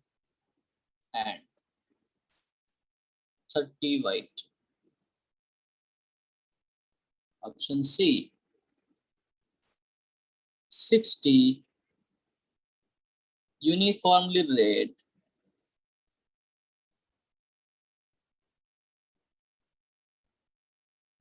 and 60 white. And the option D, all red and no white. ठीक है, तो ये बहुत ही, देखो ये भी अभी क्वेश्चन है, प्रीवियस ईयर क्वेश्चन है, तो ये बहुत आसान है, आपको आराम से समझ में आएगा कि रेशियो तो 3:1 आना चाहिए था। जब 3:1 रेशियो आता तो बेटा 3:1 में अभी 90-30 यहाँ पे दिया गया है, तो 3:1 रेशियो आपको शायद दिखाई दे रहा होगा, है ना। तो अगर मेंडेलियन कंप्लीट डोमिनेंस फॉलो होता तो ऑप्शन ए सही होता, बट क्योंकि यहाँ पे इनकम्प्लीट डोमिनेंस है, मिराबिले जलापा, ये आप एग्जांपल जानते हो, नाम दिया है उन्होंने, इसका मतलब बेटा आंसर शुड बी बी। ठीक है, नॉन यूनिफॉर्मली रेड मतलब उसमें से, है ना, कुछ रेड है और कुछ बेटा पिंक है, ठीक है, सारे ही प्रॉपरली रेड तो है नहीं। सो that is the way of asking question. Actually ये है based question on the basis of what the law of independent assortment, sorry law of what incomplete dominance, ठीक है, लॉ ऑफ डोमिनेंस को जो है ना काउंटर करता है। नाउ देखो यहाँ पे एक और क्वेश्चन है, व्हाट विल बी, ये बड़ा आसान है आपके लिए, will be the F2 phenotypic ratio of a dihybrid in which, question को बड़े ध्यान से समझना, in which one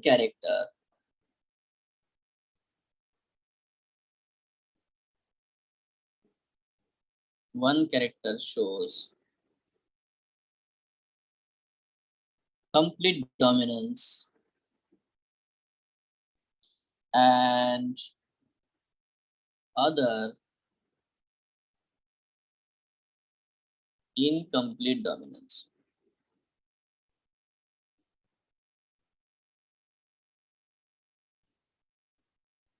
तो बताओ क्या आंसर होगा? What will be the F2 phenotypic ratio of a dihybrid in which one character shows complete dominance and other shows incomplete dominance?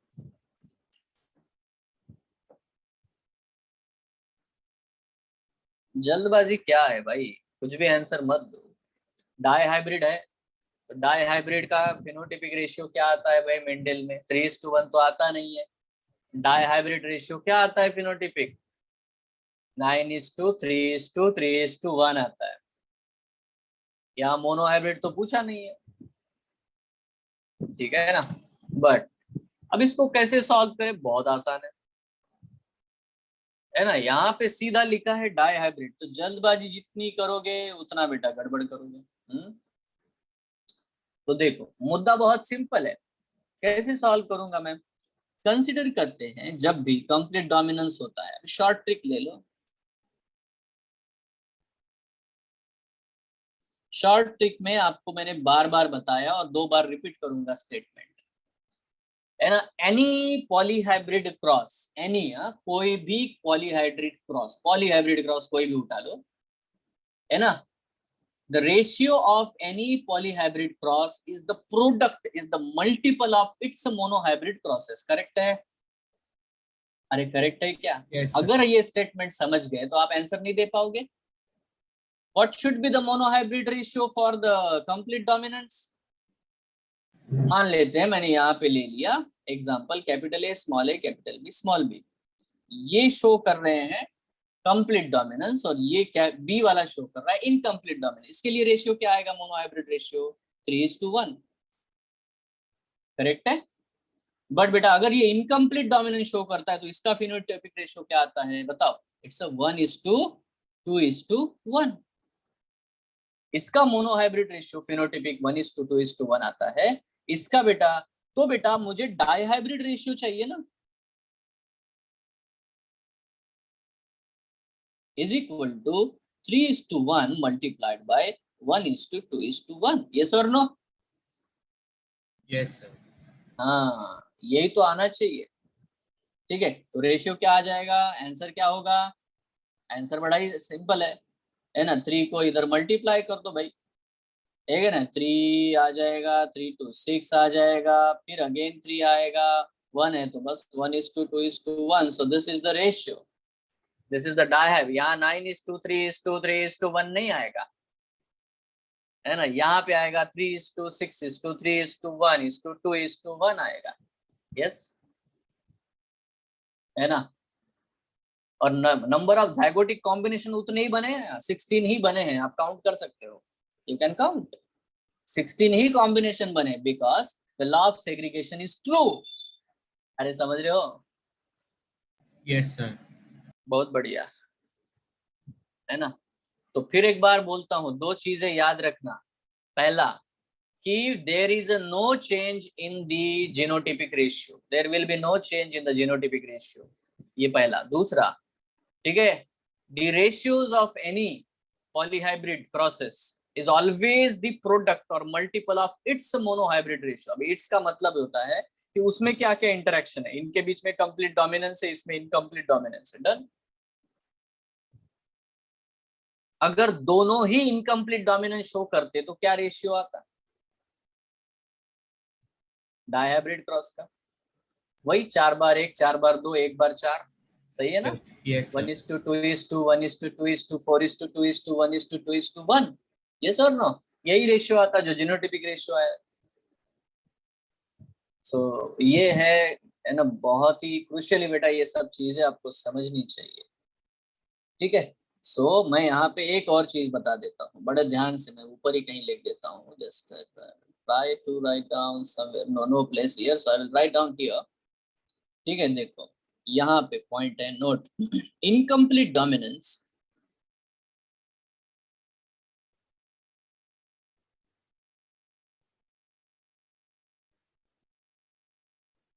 is due to, incomplete dominance is due to quantitative character, is due to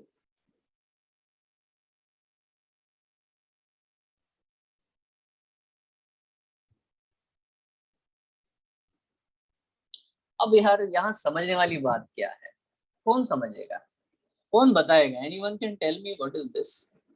I will tell you, थोड़ा ध्यान से देखो। जब भी आप ऐसे इनके characters देखोगे ना, मतलब ये कहाँ पे क्वालिटेटिव जो कैरेक्टर्स होते हैं उनमें आपको इनकम्प्लीट डोमिनेंस वैसे भी देखने को नहीं मिलता, जैसे कि amount of sugar and amount of starch, है ना, है कि नहीं। फ्लावर कलर क्या होता है पता है आपको? फ्लावर कलर क्या है? Amount of pigment, colour pigment. अभी रेड फ्लावर मतलब बहुत ज्यादा अमाउंट में बेटा पिगमेंट बने, व्हाइट मलर पिगमेंट बना ही नहीं, pigment is not form, so the flower is white. Red colour मतलब बेटा बहुत ज्यादा एग्रेसिवली बेटा रेड कलर का पिगमेंट बना, and then we have the pink flower. What is pink flower? ठीक है, पिंक फ्लावर का मतलब ये है कि जितने एग्रेसिवली पिगमेंट्स बनने चाहिए थे, जितने अमाउंट, उतने अमाउंट बनते नहीं, हाफ ऑफ द अमाउंट बेटा पिगमेंट बनते हैं, इसीलिए वो जो रेडनेस जो फ्लावर में ओरिजिनल रहता है वैसा आता नहीं है, तो इट लुक्स पिंक। समझ रहे हो आप लोग? ठीक है, so it is due to the amount of pigment और it is due to the amount of the starch and sugar in even the Andalusian fowl जो है बेटा, उनके केस में जो अमाउंट ऑफ पिगमेंट ही तो है फेदर कलर में, यस और no. So remember, incomplete dominance is due to the quantity of the, है ना, so इसलिए quantitative character, are you clear? Yes sir. हाँ, और यहाँ पे पार्शियल एक्सप्रेशन होता है, it is a due to the partial expression of the both the alleles. दोनों ही पार्शियल एक्सप्रेशन कर रहे हैं, जिसको हम कैपिटल आर लिख रहे हैं, जिसको स्मॉल आर लिख रहे हैं, both of them are showing the, है ना, पार्शियल एक्सप्रेशन। तो this is all about for the incomplete dominance. Now there is the second one, and the second one is, ये तो हो गया एक बेटा, अभी second one is the codominance.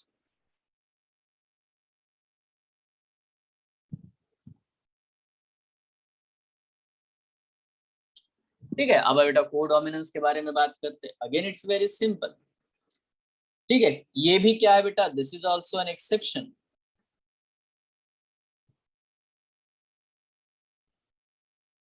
Of principles of dominance.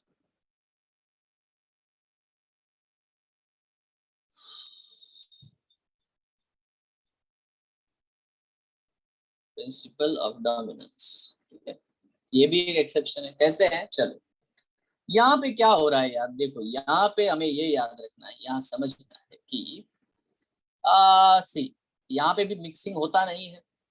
ठीक है, ब्लेंडिंग इनहेरिटेंस वहां यहाँ पे भी नहीं होता, कहीं पे भी नहीं होता है ना।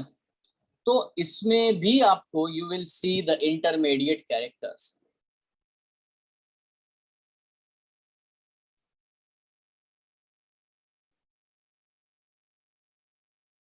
ठीक है, इसमें भी आपको बेटा, है ना, इंटरमीडिएट कैरेक्टर आपको देखने को मिलता है। ठीक है, right now we have to understand that both allele, बड़ी अजीब बात है, both allele express completely in heterozygous condition।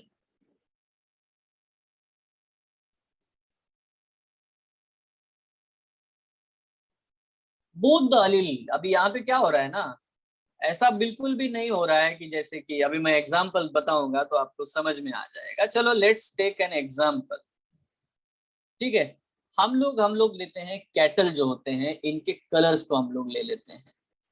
ठीक है, क्या एग्जांपल लेते हैं बेटा, cattle colour. Okay, so coat colour in cattle. ठीक है, कोट कलर इन कैटल। देखो यहाँ पे तीन है, एक होता है ब्लैक कलर, ठीक है, दूसरा है बेटा रॉन कलर, और तीसरा होता है व्हाइट। पहले तो रॉन का मतलब क्या है ये समझ लो। मान लेते हैं बेटा ये हम लोगों ने बना दिया एक इस तरह से, है ना, कैटल। ठीक है, so now this is a cattle, if we can understand, ये कैटल है। ठीक है, अब इस कैटल को देखोगे आप लोग तो आपको ये चीज देखने को मिलेगी कि, या तो देखो अभी तो ये दिखाई दे रहा है कंप्लीट व्हाइट, पूरा व्हाइट है। ठीक है, व्हाइट कलर आपको दिखाई दे रहा है। But once you see here कि इसके बॉडी के ऊपर ना ये ब्लैक है ना व्हाइट है, और आपको पता चल रहा है यहाँ पे इतना पोर्शन बेटा पैच ऑफ द ब्लैक है, यहाँ पे पैच ऑफ द ब्लैक है, यहाँ पे पैच ऑफ द ब्लैक है, यहाँ पे कहीं तो भी बेटा पैच ऑफ द ब्लैक है। तो आपने ऐसे काउज या बेटा देखे होंगे, बिल्कुल, है ना, जिनके बॉडी के ऊपर इस तरह से आपको व्हाइट और ब्लैक इस तरह से पैचेस नजर आते हैं। तो इसमें हुआ क्या, इसमें ये हुआ कि उसके पूरे जो स्किन के ऊपर जो हेयर है, कोट कलर का मतलब क्या है बेटा, जो बॉडी के ऊपर हेयर होते हैं उनके कलर के बारे में हम बात करते हैं। ठीक है, इसमें हुआ क्या कि जो ब्लैक कलर वाला जो अलील है वो भी एक्सप्रेस हो रहा है कंप्लीटली, और व्हाइट कलर वाला भी जो अलील है वो भी एक्सप्रेस हो रहा है कंप्लीटली। इसको इसीलिए हम लोग बोलते हैं रोहन और मिक्स। ठीक है, यहाँ पे देखो आप देख पा रहे हो कि दोनों ही, मतलब ब्लैक कलर भी आपको पूरा ब्लैक दिखा रहा है और व्हाइट कलर भी पूरा व्हाइट दिखा रहा है। So if this is the thing, if you can observe, तो ऐसे प्रकार के बेटा आपने डेफिनेटली कैटल्स देखे होंगे। यस और नो, इसमें अब समझो कि सपोज हम लोग यहाँ पे ले लेते हैं ब्लैक की जगह पे अगर मैं रेड लूं तो आपको समझ में आ जाएगा। देखो I will just remove this one. Okay, I will take the red colour. ठीक है, रेड, रोन एंड व्हाइट। अब अंडरस्टैंड कर सकते हो। सपोज अगर ये कंप्लीट डोमिनेंस होता तो हेटेरोजाइगस कंडीशन पूरा ब्लैक रेड कलर का होता, ऐसा हुआ नहीं, मतलब ये कंप्लीट डोमिनेंस नहीं है। नाउ अगर ये इनकम्प्लीट डोमिनेंस होता तो बेटा कैटल जो है वो कंप्लीटली पिंक कलर का होता, ऐसा भी नहीं हुआ, मतलब ये इनकम्प्लीट डोमिनेंस भी नहीं है। कितने लोगों को समझ में आया? रेड नहीं है हेटेरोजाइगस कंडीशन, ये हेटेरोजाइगस कंडीशन जो है वो रेड नहीं है, so it's not a complete dominance. The heterozygous condition is not a pink, even intermediate character pink नहीं आया, ठीक है? तो ये क्या नहीं है बेटा, ये इनकम्प्लीट डोमिनेंस भी नहीं है। तो यहाँ पे आया क्या, यहाँ पे दोनों ही कलर आ रहे हैं, रेड पैचेस भी दिखाई दे रहे हैं और ब्लैक सॉरी तो व्हाइट पैचेस भी दिखाई दे रहे हैं, मतलब ये वाला कलर भी दिखाई दे रहा है, ये भी कलर दिखाई दे रहा है, दोनों। और इसको हम लोगों ने रोन कहा, ठीक है? मतलब both the alleles are expressing, both the alleles are expressing in full way, जिसको जहां पे जगह मिल गई, जिस सेल में जगह मिल गई वो एक्सप्रेस हो गया, ठीक है? तो इसी को हम लोग कहते बेटा, इसी को हम लोग कहते हैं, अभी मैं इसको मिटा देता हूँ, ये मैंने बता दिया ताकि आपको समझ में आ जाए। I will just take again the black colour, ठीक है? नाउ टेक द क्रॉस, देखो यहाँ पे है बच्चों ब्लैक, ठीक है, क्रॉस्ड विथ अ व्हाइट, ठीक है? ब्लैक कैटल लेते हैं मेल, व्हाइट कैटल लेते हैं फीमेल, ठीक है? अब इसके जीनोटाइप को मैंने बोला B1B1 और इसके जीनोटाइप को मैंने बोला B2B2। अब इसलिए ऐसा बोला मैंने, इसलिए इसको मैंने ऐसे कहा क्योंकि अब मैं किसी को रेसेसिव लिख नहीं सकता, नो वन इज रेसेसिव, पहले तो समझ लो, no one is recessive. Black is not recessive, not dominant. White is not recessive, not dominant, because both of them are co-dominant.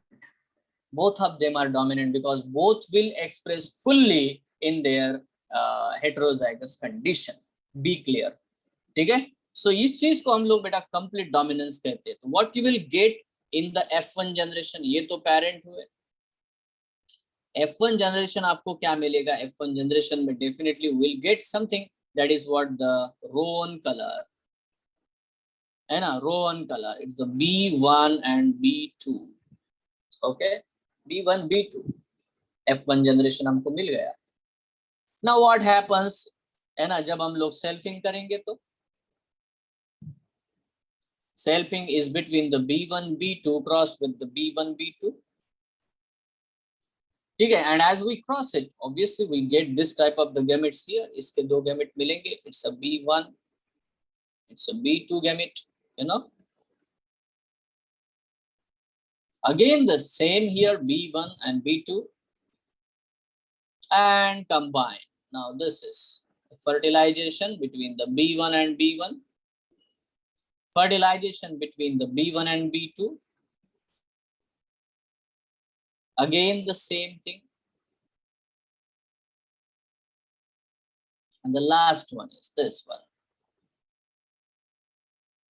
Okay, tell me the phenotypic ratio. Simple बेटा, ये जो एक है ये कैसा है? ब्लैक कलर का होगा। ये दो कैसे होंगे बेटा? Both of them are the roan. और ये कैसा होगा बच्चों? White. Now what is the phenotypic ratio?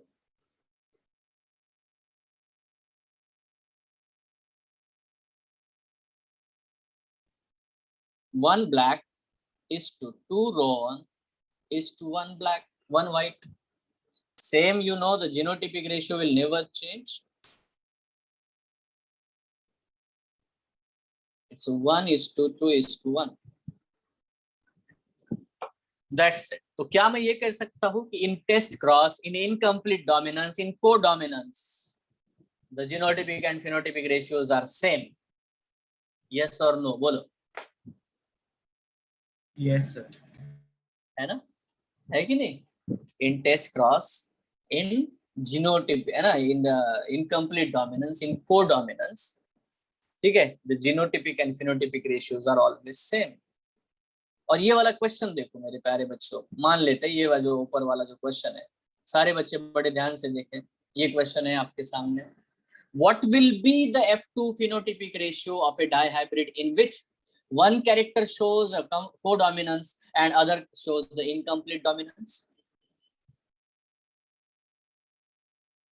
एक कोडोमिनेंस शो कर रहा है, दूसरा इनकम्प्लीट डोमिनेंस शो कर रहा है, तो आपका प्रोडक्ट क्या बनेगा? इधर क्या करोगे आप लोग? Capital A small A codominance show कर रहा है तो वो भी 1:2:1 होता, और capital B small B incomplete dominance show कर रहा है तो बेटा वो भी 1:2:1 होता। तो फिनोटिपिक रेशियो क्या आएगा? है ना, 4 बार 1, 4 बार 2, 1 बार 4। ठीक है, that will you will get, sir no. तो हमें बेटा ये पॉइंट बिल्कुल समझ में आना ही चाहिए भाई। क्लियर है? किसी को कंफ्यूजन है बेटा पूछ लो यार।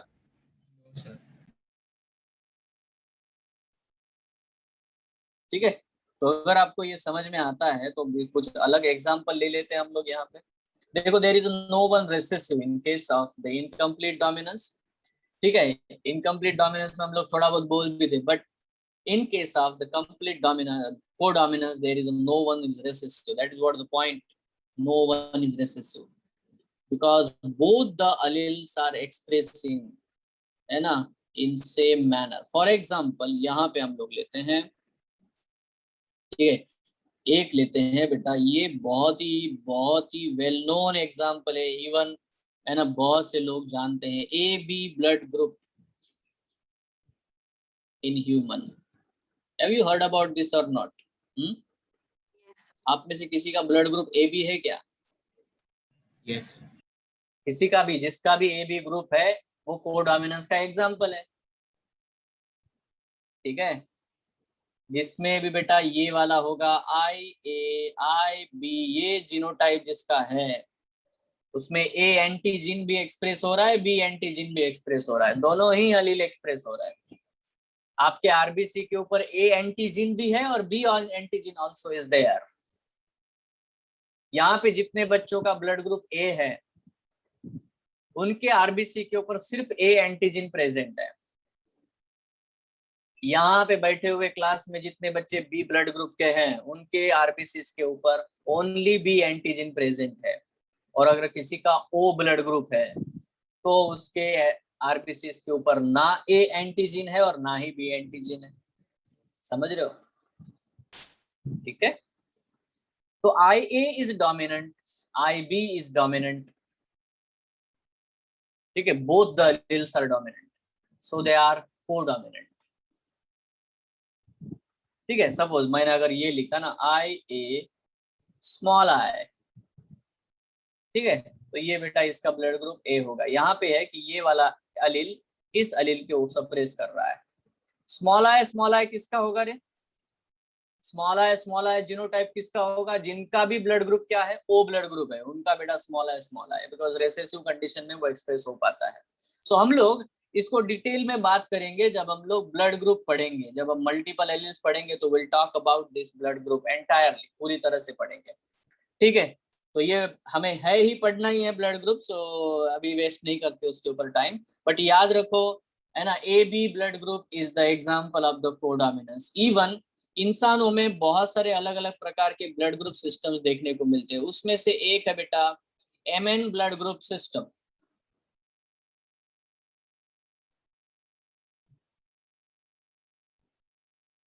MN blood group system in human. ठीक है, जिसके भी शरीर में L M and L N ऐसा सिस्टम होता है। ठीक है, इसको बेटा एल जीन हम लोग कहते हैं, I immuno L for the scientist name. ठीक है, बता सकते हो किसने ब्लड ग्रुप डिस्कवर किया था? एल एम अगर है, ठीक है, तो बेटा उसका ब्लड ग्रुप एम टाइप का होगा।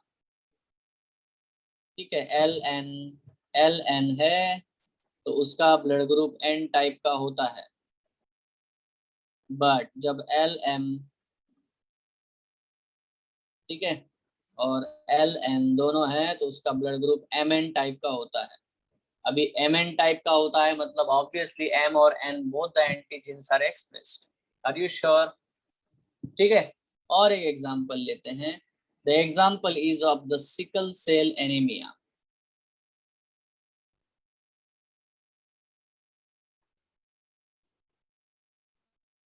ठीक है, इस कंडीशन में आता है HbS हीमोग्लोबिन वाला और HbA।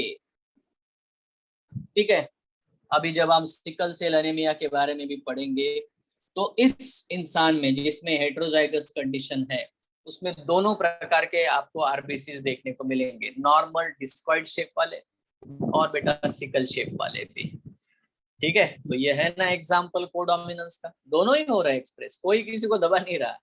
HbS अपने सेल बना रहा है, HbA अपना सेल बना रहा है ना। So that is the point we have to understand. पक्का? यस और नो? यस। है ना।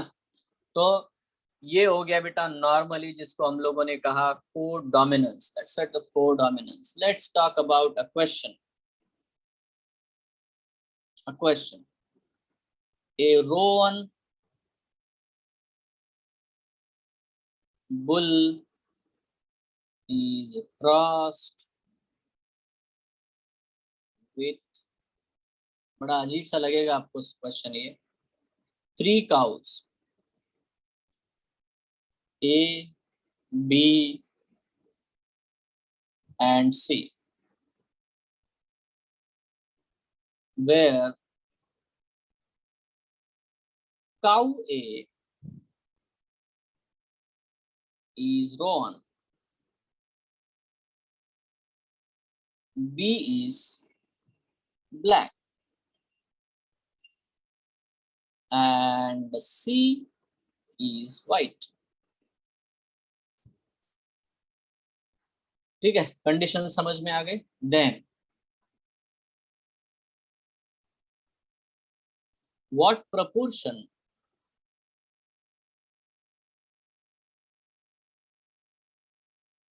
of roan offsprings will be obtained in these 3 crosses? Offsprings will be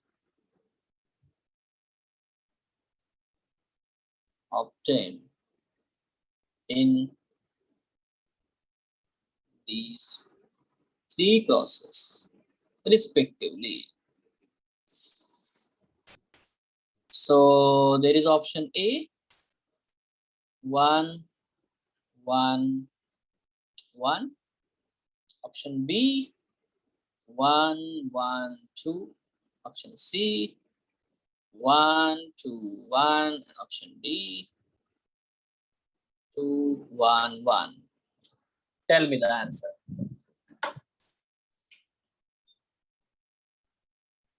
आसान है, मतलब ऐसा कुछ बहुत मुश्किल क्वेश्चन है नहीं। ठीक है, it's so simple, you can answer, बहुत आसान है। Let's talk about the first cross. The first cross is the roan into roan, है ना। देखो roan bull is crossed with the roan, so the A है ना, यहाँ बिल्कुल बेटा A क्रॉस के बारे में अगर हम लोग बात करते हैं तो roan crossed with the roan, that is the thing in case of the A। ठीक है, बराबर है, तो आ जाएगा बेटा 1:2:1, करेक्ट है ratio, and 2 will be the roan। Then again there is another cross, that is the roan cross with the black, this is the B। ठीक है, तो यहाँ पे आ जाएगा बेटा 1:1, and there is another cross, that is the C cross। The C cross is what the roan cross with the white। ठीक है, the roan cross is the white and the ratio will be 1:1। So आप मुझे बता सकते हो इनमें से कौन सा क्रॉस टेस्ट क्रॉस है ABC में से? Which cross is a test cross? Which cross is a out cross? Can you tell me? None? Roan is a F1 generation and white is a recessive parent। ठीक है, ठीक, तो recessive के साथ में, प्योर रेसेसिव के साथ में जब भी हम लोग हेटेरोजाइगस, ठीक है, क्रॉस कराते हैं उसे टेस्ट क्रॉस कहते हैं। तो C is a test cross, yes, and the B is a back cross, are you sure? And the A is a selfing। Clear है क्या रे? ये जब तक नहीं समझोगे तब तक आप जेनेटिक्स समझे ही नहीं हो। पक्का ना? Test cross, out cross and selfing, ये तीनों तो बातें हैं मेंडल भाई साहब के। So be careful about this, है ना। नॉर्मल है ये, ज्यादा मुश्किल नहीं है, it's very very simple. Very simple, पक्का? ठीक है। सो चलो मैं एक क्वेश्चन बोलता हूं, तुम लोग लिखो, राइट डाउन द क्वेश्चन। देखो यहाँ पे क्वेश्चन है, F2 generation in Mendelian cross, F2 generation in a Mendelian cross shows that both genotypic and phenotypic ratio are same. F2 generation in a Mendelian cross shows that both genotypic and phenotypic ratio are same, 1:2:1. ठीक है, तो क्या option select करोगे? Number 1 option है monohybrid cross with the complete dominance, monohybrid, yes, simple. F2 generation in a Mendelian cross shows that both the genotypic and phenotypic ratios are same, 1:2:1. ठीक है, तो अगर ऐसा है तो मुझे बताओ कि मोनोहाइब्रिड क्रॉस, ऑप्शन 1 है monohybrid cross with the complete dominance, option 2 है monohybrid cross with the incomplete dominance, option 3 है लिखा, सेकंड ऑप्शन लिखा monohybrid cross with the incomplete dominance, option 3 है कोडोमिनेंस, ऑप्शन 3 है कोडोमिनेंस, ऑप्शन 4 है डाइहाइब्रिड क्रॉस। बताओ answer क्या होगा?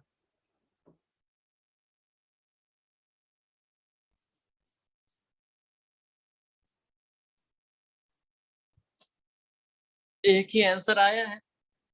ये क्वेश्चन प्रीवियस ईयर का क्वेश्चन है नीट का। ये क्वेश्चन उन्होंने पूछा, बोला कि जीनोटिपिक फेनोटिपिक रेशियो सेम है 1:2:1, और 4 ऑप्शन दे दिए। एक ऑप्शन में पूछ लिया monohybrid cross with the complete dominance, एक और ऑप्शन दिया है monohybrid cross with the incomplete dominance, एक और ऑप्शन दिया है कोडोमिनेंस, और एक ऑप्शन दिया है डाइहाइब्रिड क्रॉस। सबसे पहले रिजेक्ट करेंगे डाइहाइब्रिड क्रॉस को, क्योंकि 1:2:1 डाइहाइब्रिड क्रॉस में तो आता नहीं है। बचते हैं 3 आंसर। ठीक है, कंप्लीट डोमिनेंस में तो आएगा नहीं, कंप्लीट डोमिनेंस में ऑब्वियसली बेटा 3:1 रेशियो आएगा, तो वो भी आंसर नहीं है। अब बचते 2 ही ऑप्शन, इसमें से दूसरा ऑप्शन ही करेक्ट है, तीसरा नहीं। Codominance is a wrong answer, because codominance में ये मेंशन नहीं किया है कि कोडोमिनेंस में डाइहाइब्रिड क्रॉस का है या ट्राइहाइब्रिड क्रॉस का है या मोनोहाइब्रिड क्रॉस का, इसलिए नहीं है। तो अगर आपको याद हो तो मैंने आपको बच्चों अभी अभी बताया था कि ऐसे 3 कंसेप्ट है जिसमें जीनोटिपिक और फिनोटिपिक रेशियो सेम आता है। वो कौन कौन से हैं? एक है टेस्ट क्रॉस, एक है एक है बेटा क्या बोलते हैं जिसको, बोलो, इनकम्प्लीट डोमिनेंस, और एक है बेटा कंप्लीट डोमिनेंस, कोडोमिनेंस। ठीक है, सॉरी। तो देखो कोडोमिनेंस में ये कभी नहीं हो सकता कि जब आप डाइहाइब्रिड क्रॉस करो तो हमेशा दोनों ही कैरेक्टर बेटा कोडोमिनेंस शो करे, ये जरूरी नहीं है। Is it necessary? नहीं है। ठीक है, इसीलिए उन्होंने बहुत राइटली वहां पे मेंशन किया है monohybrid cross of the incomplete dominance. Clear है क्या? अरे इनकम्प्लीट डोमिनेंस में भी तो सेम होता है जीनोटिपिक और फिनोटिपिक रेशियो। ठीक है, तो इसीलिए आंसर हमें चुनना है बी, नॉट की सी। क्लियर है? Yes sir. फिर से बता सकते हाँ। हो रीजन कोड क्या बेटा? फिर से बता सकते हो रीजन कोड डोमिनेंस की? कोडोमिनेंस इसीलिए नहीं है क्योंकि कोडोमिनेंस में उन्होंने मेंशन नहीं किया कि कौन से प्रकार का क्रॉस है, मोनोहाइब्रिड है या डाइहाइब्रिड है, क्योंकि जो भी आता है सिर्फ मोनोहाइब्रिड में ही आता है। ये जो सिमिलैरिटी हमें देखने को मिलती है कोडोमिनेंस की, ये है ना, ये आपको सिर्फ कोडोमिनेंस में देखने को मिलती है। पक्का है? यस। मुझे एक डाउट हाँ है मियोसिस। बोलो बोलो जब बेटा। ये मेल में एक्स और वाई क्रोमोसोम होता है बराबर, तो उसमें अगर मियोसिस होगा तो फिर होमोलोगस क्रोमोसोम कैसे बनेगा? समझ में नहीं आया तेरा क्वेश्चन मुझे। मियोसिस के वक्त मतलब सही। होमोलोगस क्रोमोसोम बनता है ना। हाँ तो मेल में एक्स और वाई होता है ना, हाँ, तो उसमें जब क्रॉसिंग ओवर के लिए, लेकिन उसमें फिर वो कैसे बनेगा होमोलोगस क्रोमोसोम? होमोलॉगस है ना, मैंने डायग्राम ड्रॉ करके दिखाया तुम लोगों को। एक्स और वाई क्रोमोसोम होमोलॉगस नहीं है, ये किसने बोल दिया आपको? मतलब हेमिलोगस है। एक आर्म में नॉन होमोलॉगस है, एक आर्म में होमोलॉगस है। ठीक है, यस। यस। वन आर्म, दो आर्म में है ना, तो एक ही आर्म में उसके क्रॉसिंग ओवर होता है, दूसरे आर्म में नहीं होता। पक्का? यस। जो होमोलॉगस है उसी में क्रॉसिंग ओवर होता है, जो नॉन होमोलॉगस में कभी होता नहीं भाई क्रॉसिंग ओवर। ठीक है, यस। तो यस। प्यारे बच्चों, यहाँ पे हम लोग आज के लिए रोक देते हैं। इसके बाद हम लोग बहुत सारे कंसेप्ट पढ़ने वाले हैं। नेक्स्ट क्लास बहुत ही इंपॉर्टेंट होने वाला है, क्योंकि आप जो पढ़ने वाले हो आगे चल करके वो है ना, पोस्ट मेंडेलियन इनहेरिटेंस के अलग अलग फंडे हैं। जैसे अभी मैंने बड़े सिंपल वाले बताए, इनकम्प्लीट कोडोमिनेंस बहुत आसान है। इसके अलावा प्लियोट्रोपिक जीन के बारे में अभी मैंने थोड़ा सा बताया था। तो pleiotropic gene, multiple allelism and then all different types of the things we'll going to study in our next coming classes. So thank you, have a nice day, enjoy. Sir पिछले लेक्चर के notes नहीं मिले sir?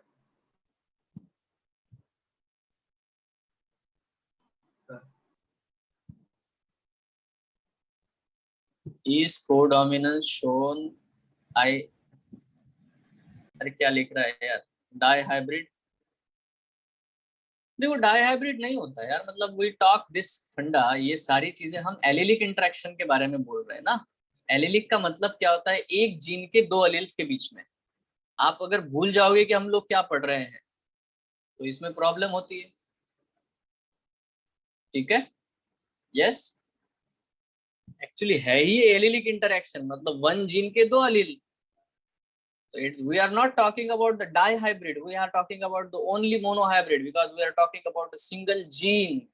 Yes, ठीक है, इसको समझो, इसीलिए answer B होगा, because it is an allylic interaction. Yes, बहुत बढ़िया। और सर मुझे और एक डाउट था। हाँ बोलो। तो तूने इसमें एक क्वेश्चन भेजा है एब्डोमेन और हाँ एरिस वो वाला, वाले। याद है ना? हाँ। हाँ, तो देखो इसका जो आंसर आता है वो एरिस ही आएगा। ठीक है, क्योंकि आइरिस में मेंशन किया है इनवॉलेंटरी, ऐसा ही है, कोडोमिनेंस जैसे कार्यक्रम है। जैसे कोडोमिनेंस में मोनोहाइब्रिड मेंशन नहीं किया, वैसे ही एब्डोमेन में वॉलेंटरी इनवॉलेंटरी मेंशन नहीं किया है तेरे क्वेश्चन में, समझ रहा है तू? Yes sir. हाँ, ठीक है सर, पक्का। Thank you. वैसे भी कुछ स्ट्राइटेड मसल्स होते हैं, बिल्कुल definitely they are related to the abdomen. पक्का, ठीक है। Still we go for the C. Yes. Bye sir, thank you sir. Bye bye.